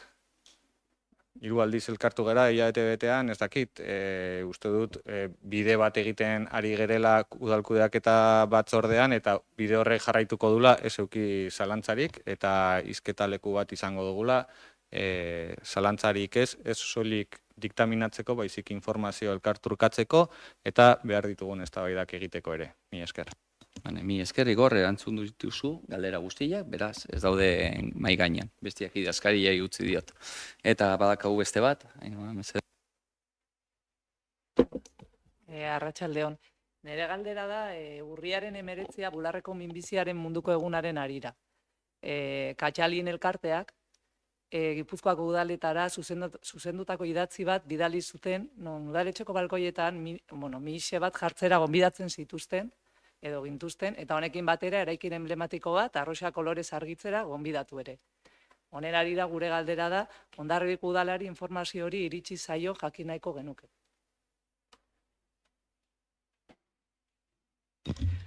Arratsaldeon, bai, iritsi izanen informazio hori eskatzen zuten balkoian pankarta bat jartzea laxo arroxa batekin, ere Katxalinen elkarteko izena handi agertzen zen, referentzia egiten elkartari, eta argiztapenare eskatzen zuten. Hemen urriak 19an testu bat adostu zen PSOE, H Bildu eta Botzan hitzen artean, eta gero ere eskatu zen, Katxalinek hori eskatzen zuenla bai, udalera ikinak arrotxez jartzea, bai Mendeluko zubia, Amutekoa, Hermandadea eta Kopa. Eta hori brigadari pasasitzaion arrotxez hori argistatzeko. Barkatu eiozu, baina informazio hori zabaldu zenuten orduan, udal talde guztiei galdetzen dut. Ez nukan informazio hori. Elkartek normalean eskatzen dutenean arroxez edo beste kolorez fagik eskatu zen moduan, edo beste elkartek eskatzen duten moduan zabaldu egiten da, udalerekin horiek ikusteko, eta elkarte horrek eskaera hori egin zuen, eta bidegarri ikusten zan, hori egin zan, eta gero guk adostu zen, 3 taldeen artean adostu zen testua dela eta, testu hori gintzan, baina ulertzen dugu ere Katxalineri irten bide bat ere eman geniola, arrozez argiztatu genitulako udalerekinak ere bai. Vale. Nik ez dut informazio dauki horregatik galdetzen den, ez zait iritsi, ez dut horrelan ulertu horregatik galdetzen dut. Azken finean zan, pixka bat denen artean tartekatzeko, besterik gabean olako, ez dakit, ekintzetan eta, hori izan galdetu nahi nuena. Mila esker. Bai, Ainhoa, horren arira egia da, bai, bozera mailan edo, bai H Bilduk eta baita Alderdi Sozialistak planteatzen zuten, oraingoan horrela ekingo genula, baina horrera begira, gainontzeko nazioarteko egunetan, gaixotasunei begira, ze estrategia edo egingo genuen. Eta bai komentatu genuen txatean, esan genuen, egia dela, estrategia bat behar dugula, ze batzutan bai, bestetan ez, eta orduan urrengo jake osasuna batzorde bat badaukagun, osasuna batzorde horretan denon artean adostu, egunetan egin ditzazkegun, edo behintzat nola aurre egin datozen hoiei. Eskerrik asko. Bueno, barkatu, debatea jarraituko dugunez, eta eukiko dugunez denbora debatitzeko, arratsaldeko 9:25 gutxi diren honetan, eskerrak emanez bai bertaratutako teknikariei, bertaratutako herritarrei, eta zinegutzi guztiak egindako ekarpena eskertuz, udalbatzari amaiera emango diogu. Datorren hilabetera arte. Mila esker.